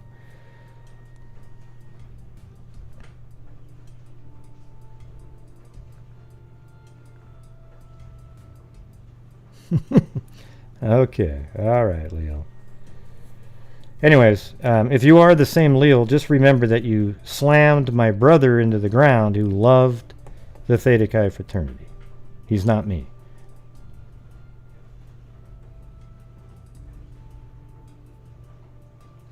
No, bro, it's me. Well, how come before you didn't say bro? Now all of a sudden bro comes in. Well, thanks, retired Sergeant Melinda Loeffler. How do you say that last part? Loeffler or Loeffler?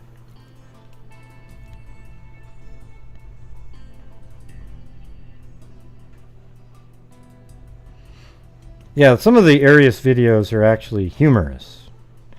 You know, because he was so ridiculous.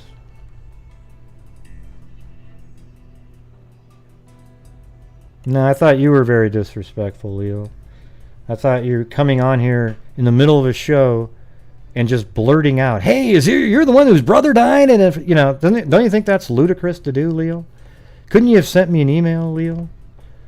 Couldn't you have sent me an email? Doesn't that make more sense, Leo? God, what kind of a name is that? Jesus. It's hard to even say it over and over again. Yeah, but anyways, don't you think you could have just sent an email and say, "Hey, I was just wondering, were you the one that put that on there 9 years ago?" Well, hey, Leo, the email's in the description of every one of my videos, Leo. All you had to do is look a little bit, Leo. I don't even think this is the same guy, the way the writing's coming out. It's not anywhere near the writing style as before. So I don't think it's the same person.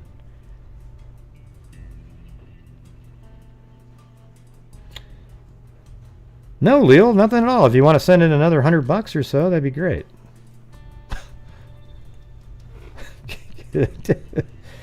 I know, total fake shit, right? 2 cents. Now it's doing the passive aggressive. I sent money in supporting the channel. He wants me to say something like, you know, slamming the amount, right? And then he'll say, "Wow, that's all I had. Gee." Oh, really? So you were 13 when you started a Theta Chi YouTube page? Wow, that's interesting. That's crazy. So Leo Khabib started 9 years ago, had a Theta Chi YouTube channel. Interesting. And he's a student now. So hell, he was 9 years old when he got that one going.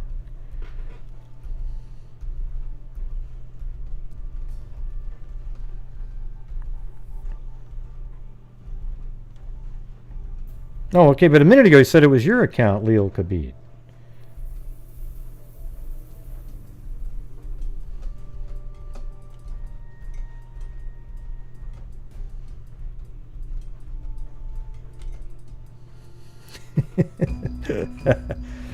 Yeah.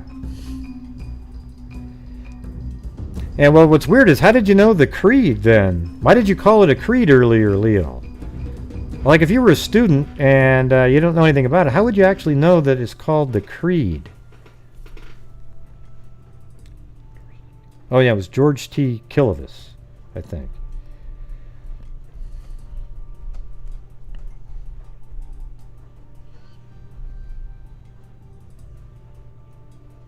Oh, so you just learned it all too. Wow. So it was your brother's channel, and now you're a Theta Chi. Wow, you must be so proud. Oh, no wonder you act like a jackass. Because you're not an adult. You're just one of these jackass young kids, just like the idiots I was talking about in the fraternity after my brother died. Okay? You're exactly the same, Leo Khabib. You see how you don't have any manners? You're just like all the little kids now who run around who think they're just the gods of the world and they can say whatever the hell they want. And it's just not true, Leo. There are winners and losers, and you're not one of them. No, you're not supporting the channel, okay? So have a good day, and if you want to refund your money, go ahead. I'm not interested in having it from you. Okay, I have actual supporters here. Hey, thanks, lunatic. To hell. And Audio Caspian Horses rock.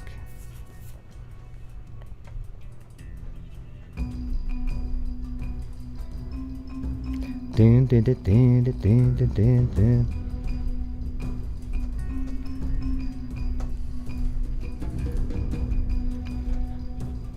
See, they think that technique works, the little sort of passive-aggressive. I'm just here supporting your channel. Everybody forget about what I said earlier, though.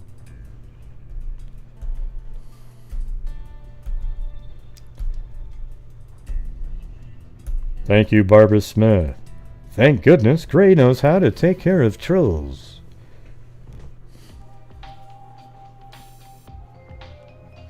Yep, finally got to 51,000. Took a while to get that new 1,000 in there. Yeah, it's mind-boggling. Hey, Kubi.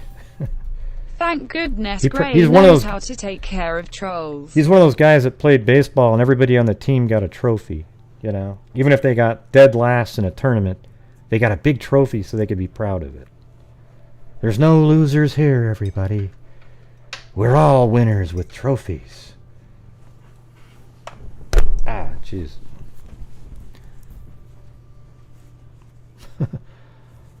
Thanks, Sarah M.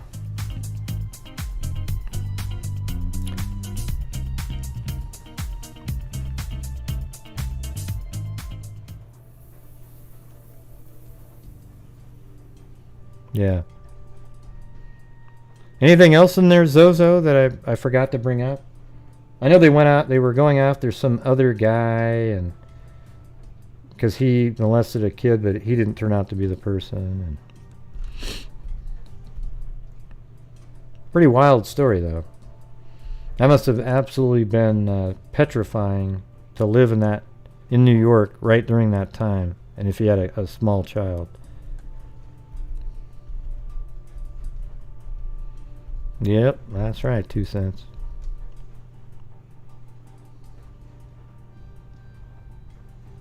Well, it's okay, Robin Brewer. You know, no problem.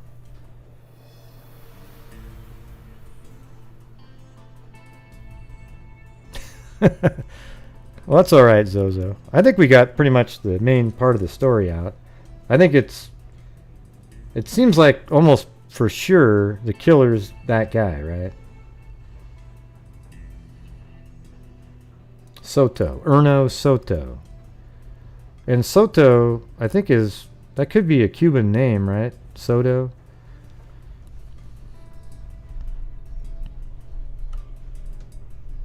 I wonder why he attacked the Cuban child.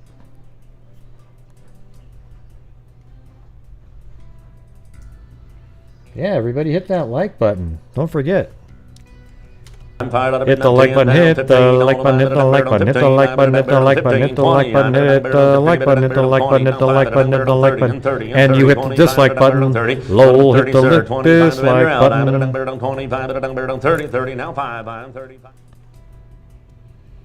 And Leo, you hit the dislike button. Just do something for God's sakes. Jesus.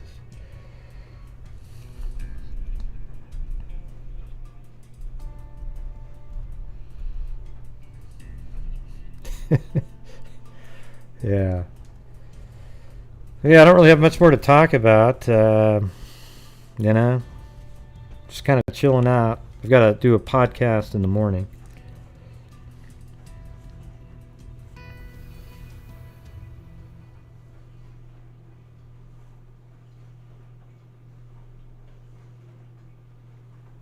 Oh, you did? Where did you send it to me again? To Grays2 at Gmail. It might be in the where is it? Freak here. I don't know if it's in here or not, but Well, that wasn't a very good transition there. It just snapped over. Oh, there it goes. Okay. Awesome. So it should be about 2 or 3 minutes now. He'll come back in with a new account.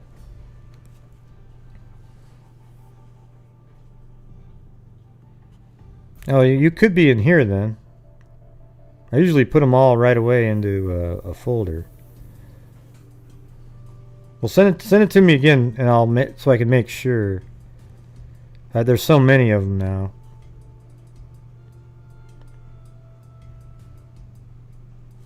Oh, let's see.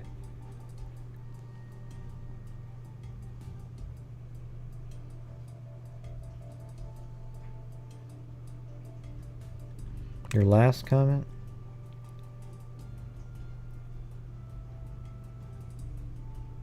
Oh, well, let's see. Angie, yes. Well, that was your last comment. It said, just type it in again, because I can't. It's hard for me to scroll up and find it.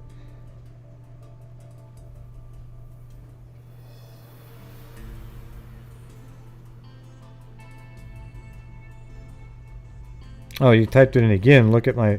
See, all those times you typed in, you look at my prior comment, Gray. If you just typed it in again, I might have seen it. Jeez, how do I get all the way? I don't even know where it is. Oh, have you talked about the Texarkana murder, the town? Yeah, I did do that one. Remember that? Didn't we all watch that one too? I don't know if I think we just had everybody watch it. I did find it though. Yeah, I did. I think I watched the... It was kind of a cheesy movie on it though. There was 2 of them now. There was a second version of it.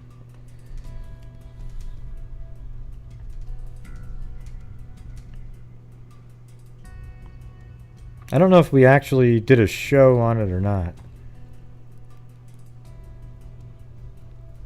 Seems like we kind of talked about it, but no, we did do. I think we did talk about. Oh hell, let me look.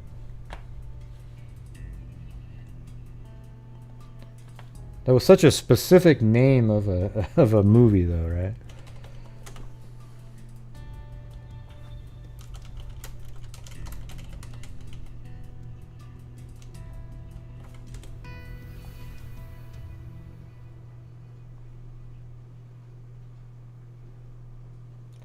Yeah, it might have been when I did the Arkansas unsolved cases. And then maybe that came up. I don't remember.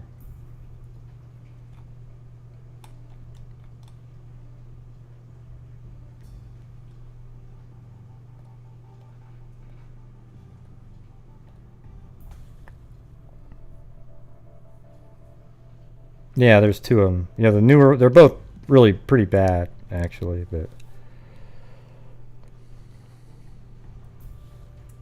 that's still unsolved, right? Yeah, I remember it was kind of like they think they kind of knew who did it. That was so long ago. That was like over a year ago for sure. No, well, Jeff Bridges definitely wasn't in the first one. That was made back in the 60s. It was like a family, I thought. The killer. It was, yeah, something about like the son got killed by the dad or the other way around. Man, it's really everything jumbled together at this point. Oh, you were in the last one? What were you doing in the last one?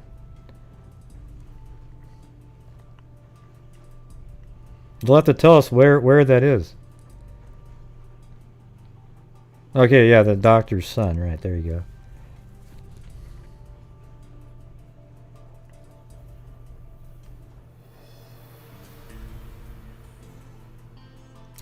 Oh, yeah. Well, just let you know that I mean, like what Barbara said there, like, I donate a large percentage of all my super chats to charity at the end of the month. So far this year, we've donated $13,500. How about you, Lowell? That's what I thought. Let's see. Yeah, so $13,500. We've donated to a lot of it. Most of, or the biggest chunk has gone to Texas EquiSearch, but other big chunks to DNA Dope Project, Kyron Horman Foundation, and a few others.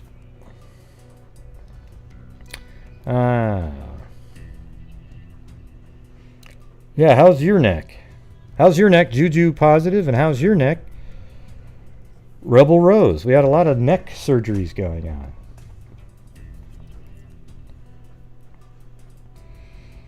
You know, I'm having this problem with the... Oh, did you really? What did you order? The Freak? Did you get the We Are Freaks shirt? So where are you in the movie? We're going to have to go get a screenshot of that one.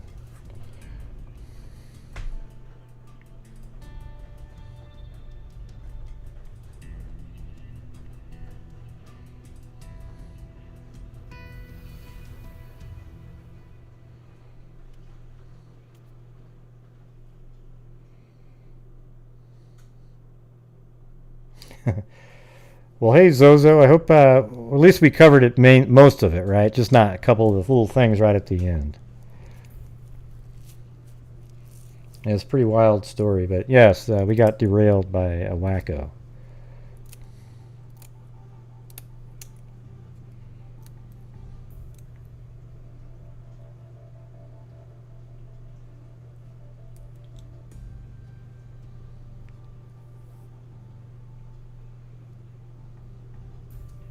Yeah.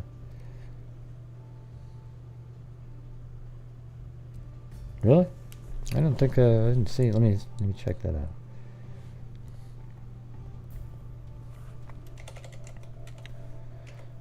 But where are you in the movie? You should tell us where we can see you in the movie. That'd be pretty funny.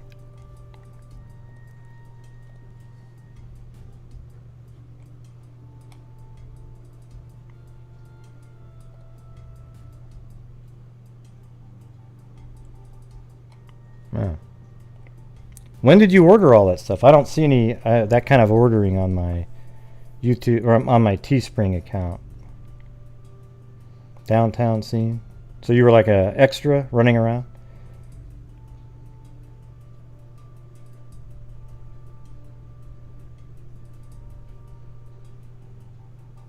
Yeah. But anyways, hopefully we had a show earlier for channel members. I played an interview. It was just kind of, mildly interesting.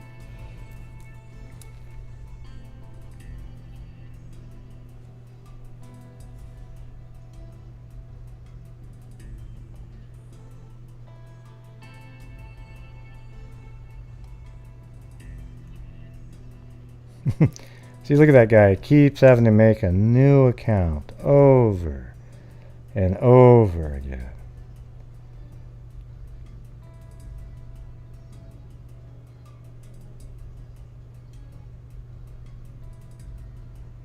Are you sure? I don't know. Maybe it was a different channel you're talking about. Maybe you're on the wrong channel. Because I don't have things like a goal or anything like that. My stuff says like we are freaks, and that's kind of the main one, and then we have other ones, but yeah, well, you can send it to me. Let me just take a look at it. I've only I want to make sure that you're on the right channel. I'm sorry. Yeah, because I kind of tracked my Teespring and I didn't see anything going there. But yeah, like We Are Freaks, and yeah, I didn't see any. Was it just recently, like today, or what?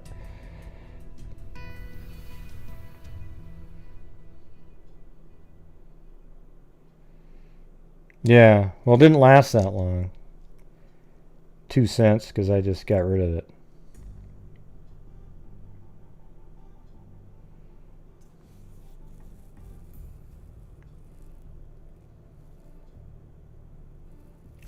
That's weird. Yeah, because right now there's only like $15 in there of purchases. Was it today that you got that, or?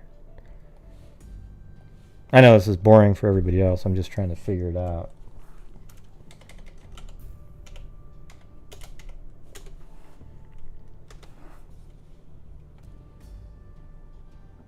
Yeah, well, it's going to take a while to get that one. Barbara Smith. One of these days, though. One of these days.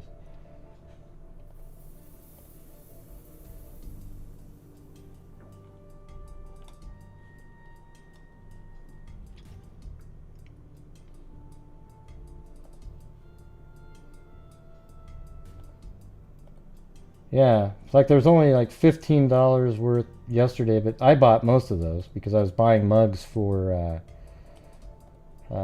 nurses. So I bought mugs for nurses. So there's nothing on my Teespring account from that was purchased that I can see, anyways. Oh, in October? Huh. Yeah, send me something that you can show me what you got, and then I can ask them because I didn't see anything.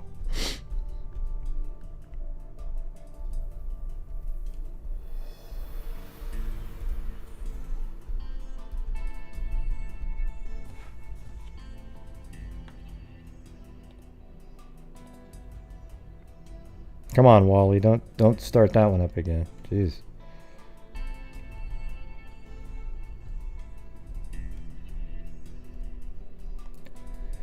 Trolls come back, appearing sweet. Yeah, they always do the same thing. Yeah.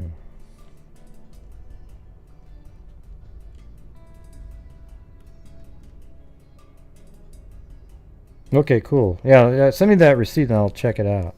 I appreciate it, though.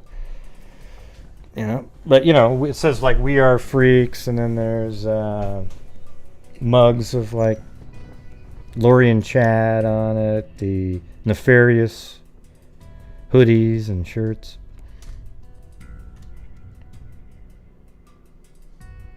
Oh yeah, Barbara? Cool.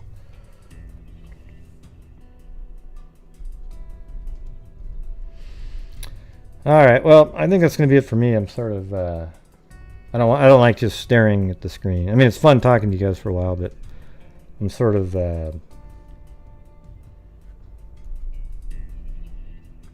don't know, sort of got put in a weird weird mood, you know. I mean, I don't know. Boo, Zozo said.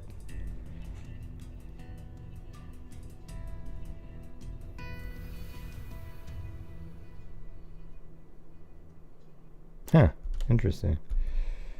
Weird.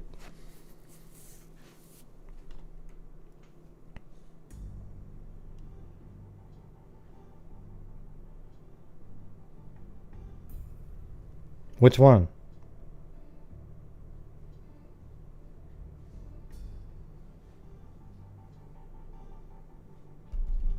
What did he do?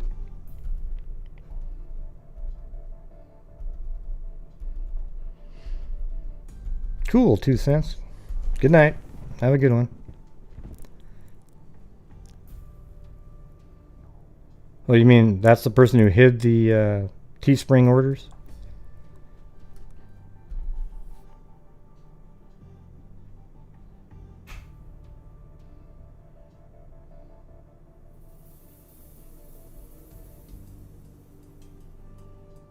All right. Hey, thanks, retired Sergeant Melinda. Was it Loeffler or Leffler? Probably not even close, but I tried.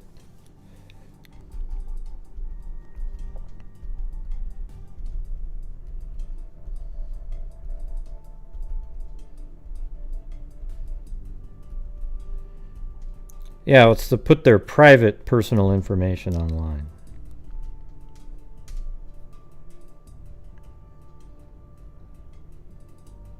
Who did that?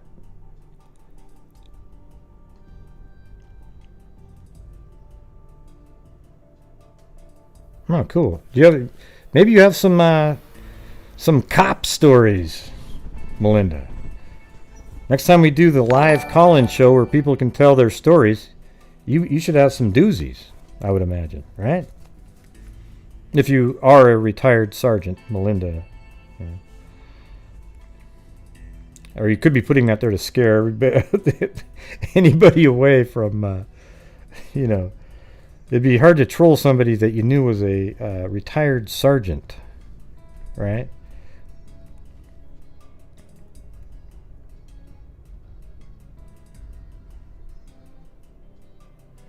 Yeah, but we have call-in shows where people call in and tell their true crime stories. Oh, military. Oh, military. Okay. Well, same thing, right? You wouldn't want to mess with a military person.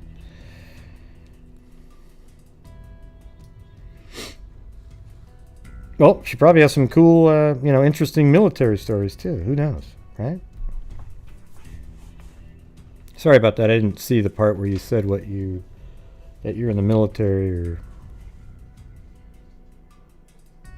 Oh, you're a PI. Well, there you go.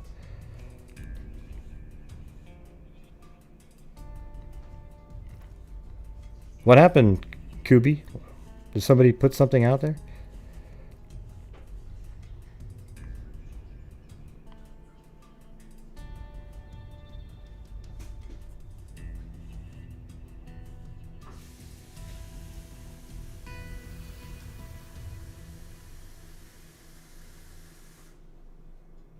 Yeah.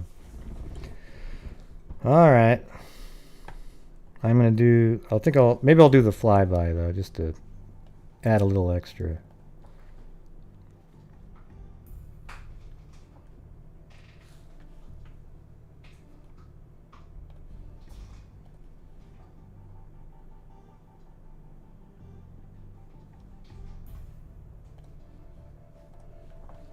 And thanks for joining there, retired Sergeant Melinda Leffler.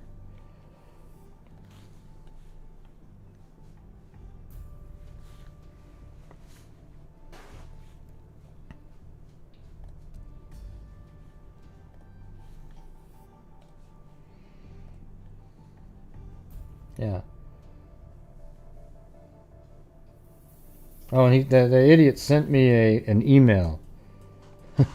Refund me my money. Well, I'll try. I'll try to figure out how to do it. Anyways, thank you, Melinda, on PayPal, and also Diane.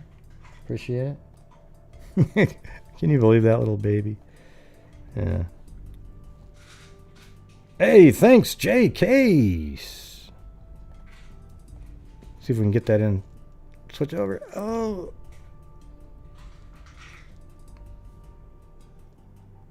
Hopefully it kicks in here.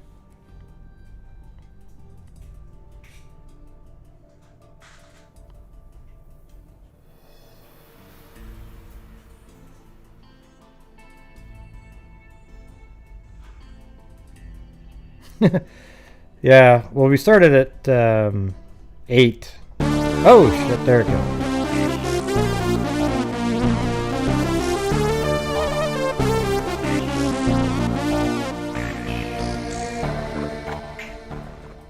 HUZEE. Thanks, J. Case. Hey, you missed the troll. J. Case, you missed the troll.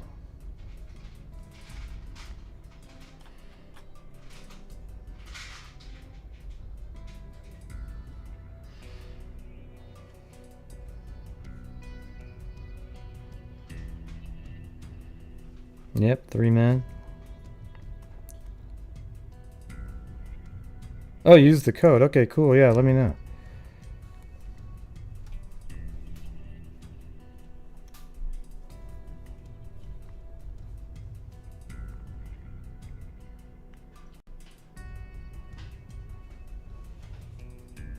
Now, he came in and brought up my brother. I guess a post from 9 years ago that I made saying that he died. I was talking about something totally different, and he brought him up saying, "Are you the guy that brother died? You're the guy whose brother died, in a fraternity." I'm like, okay, what does that have to do with anything? Anyways, he just kept going and going and going. Just absolute idiot, One of those just troll wackos that exist.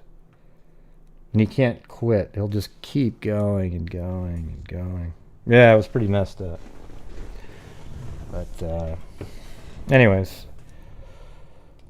yeah, thanks for showing up. I always feel bad because you last two shows you come in right when I'm ending, and you donated nice. You know, it's like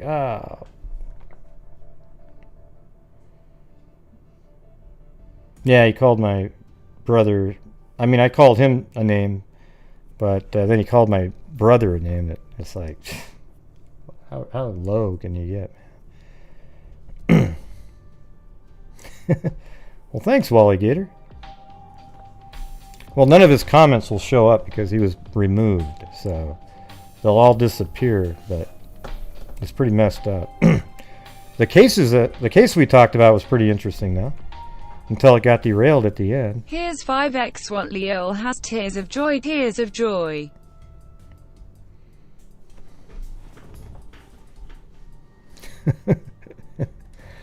Yeah, very high hopes, huh?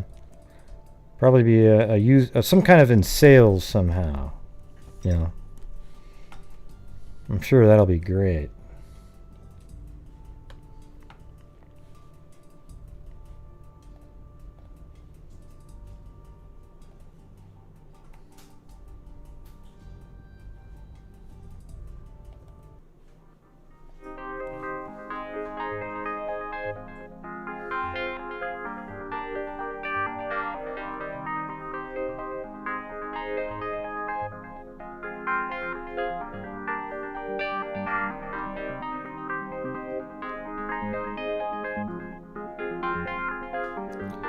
You know what's crazy is he had to set up an entire bank account too on that second account just to donate the $1.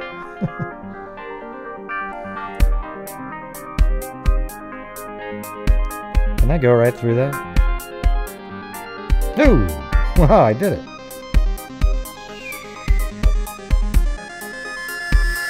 Woo!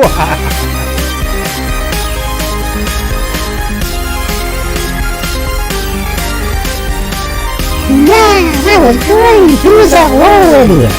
Who's that low idiot? I don't know. Well, what a whack job.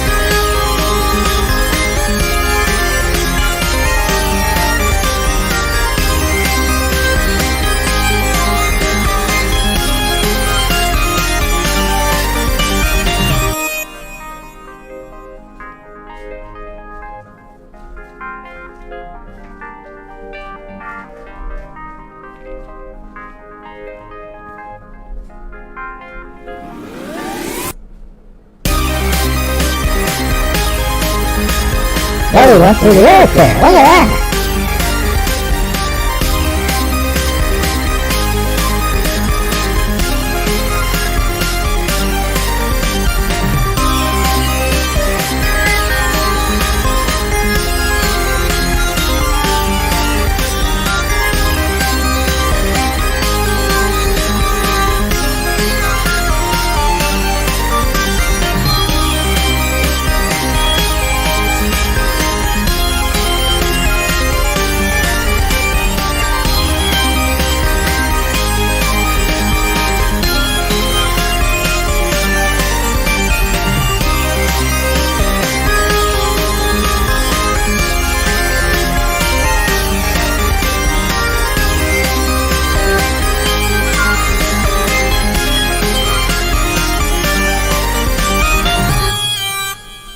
All right. Yay!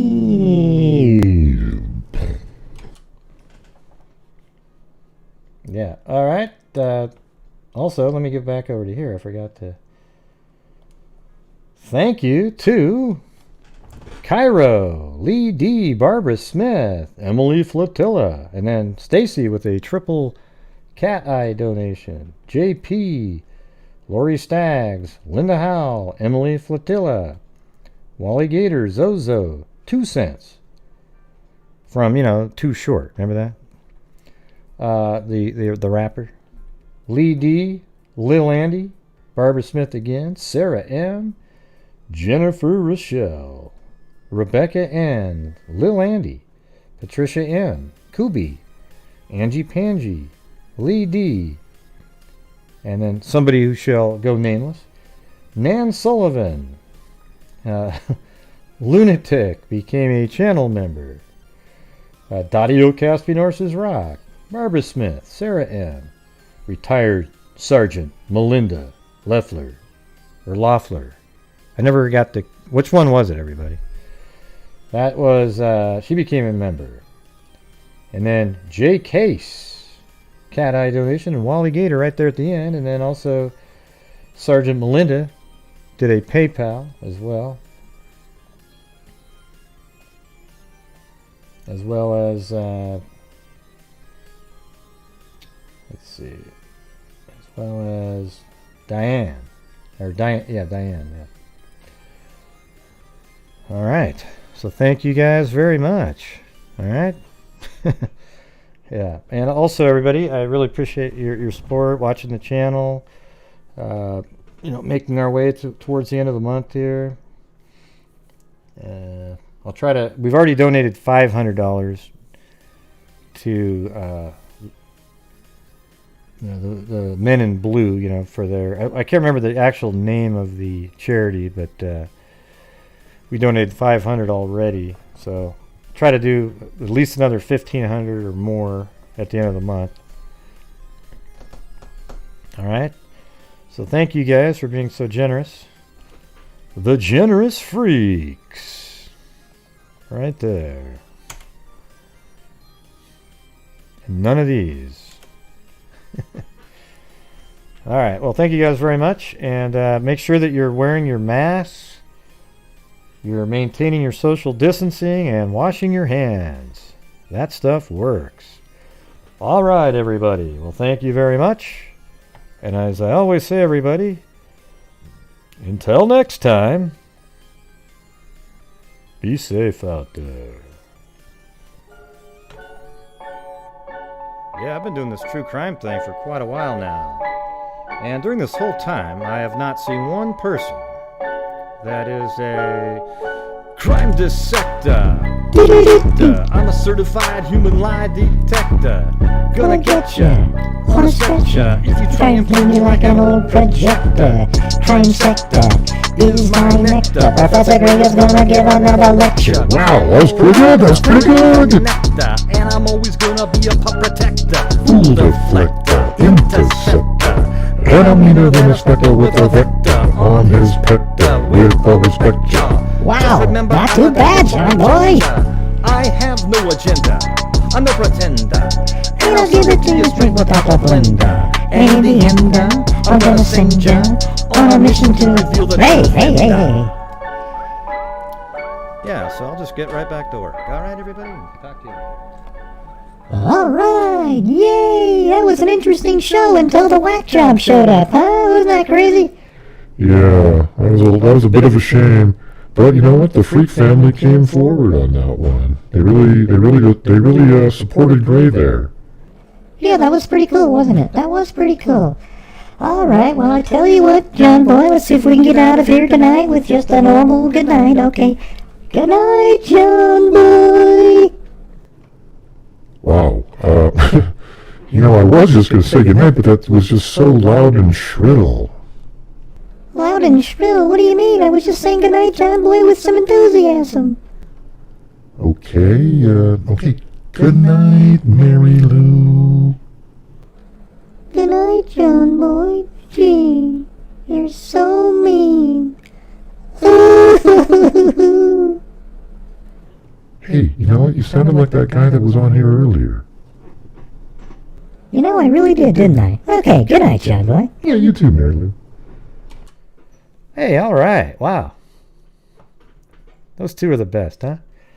Well, I'm going to leave the chat open for you guys to chat around for a while here. I got to run a report. But I appreciate everybody here, and Be safe out there.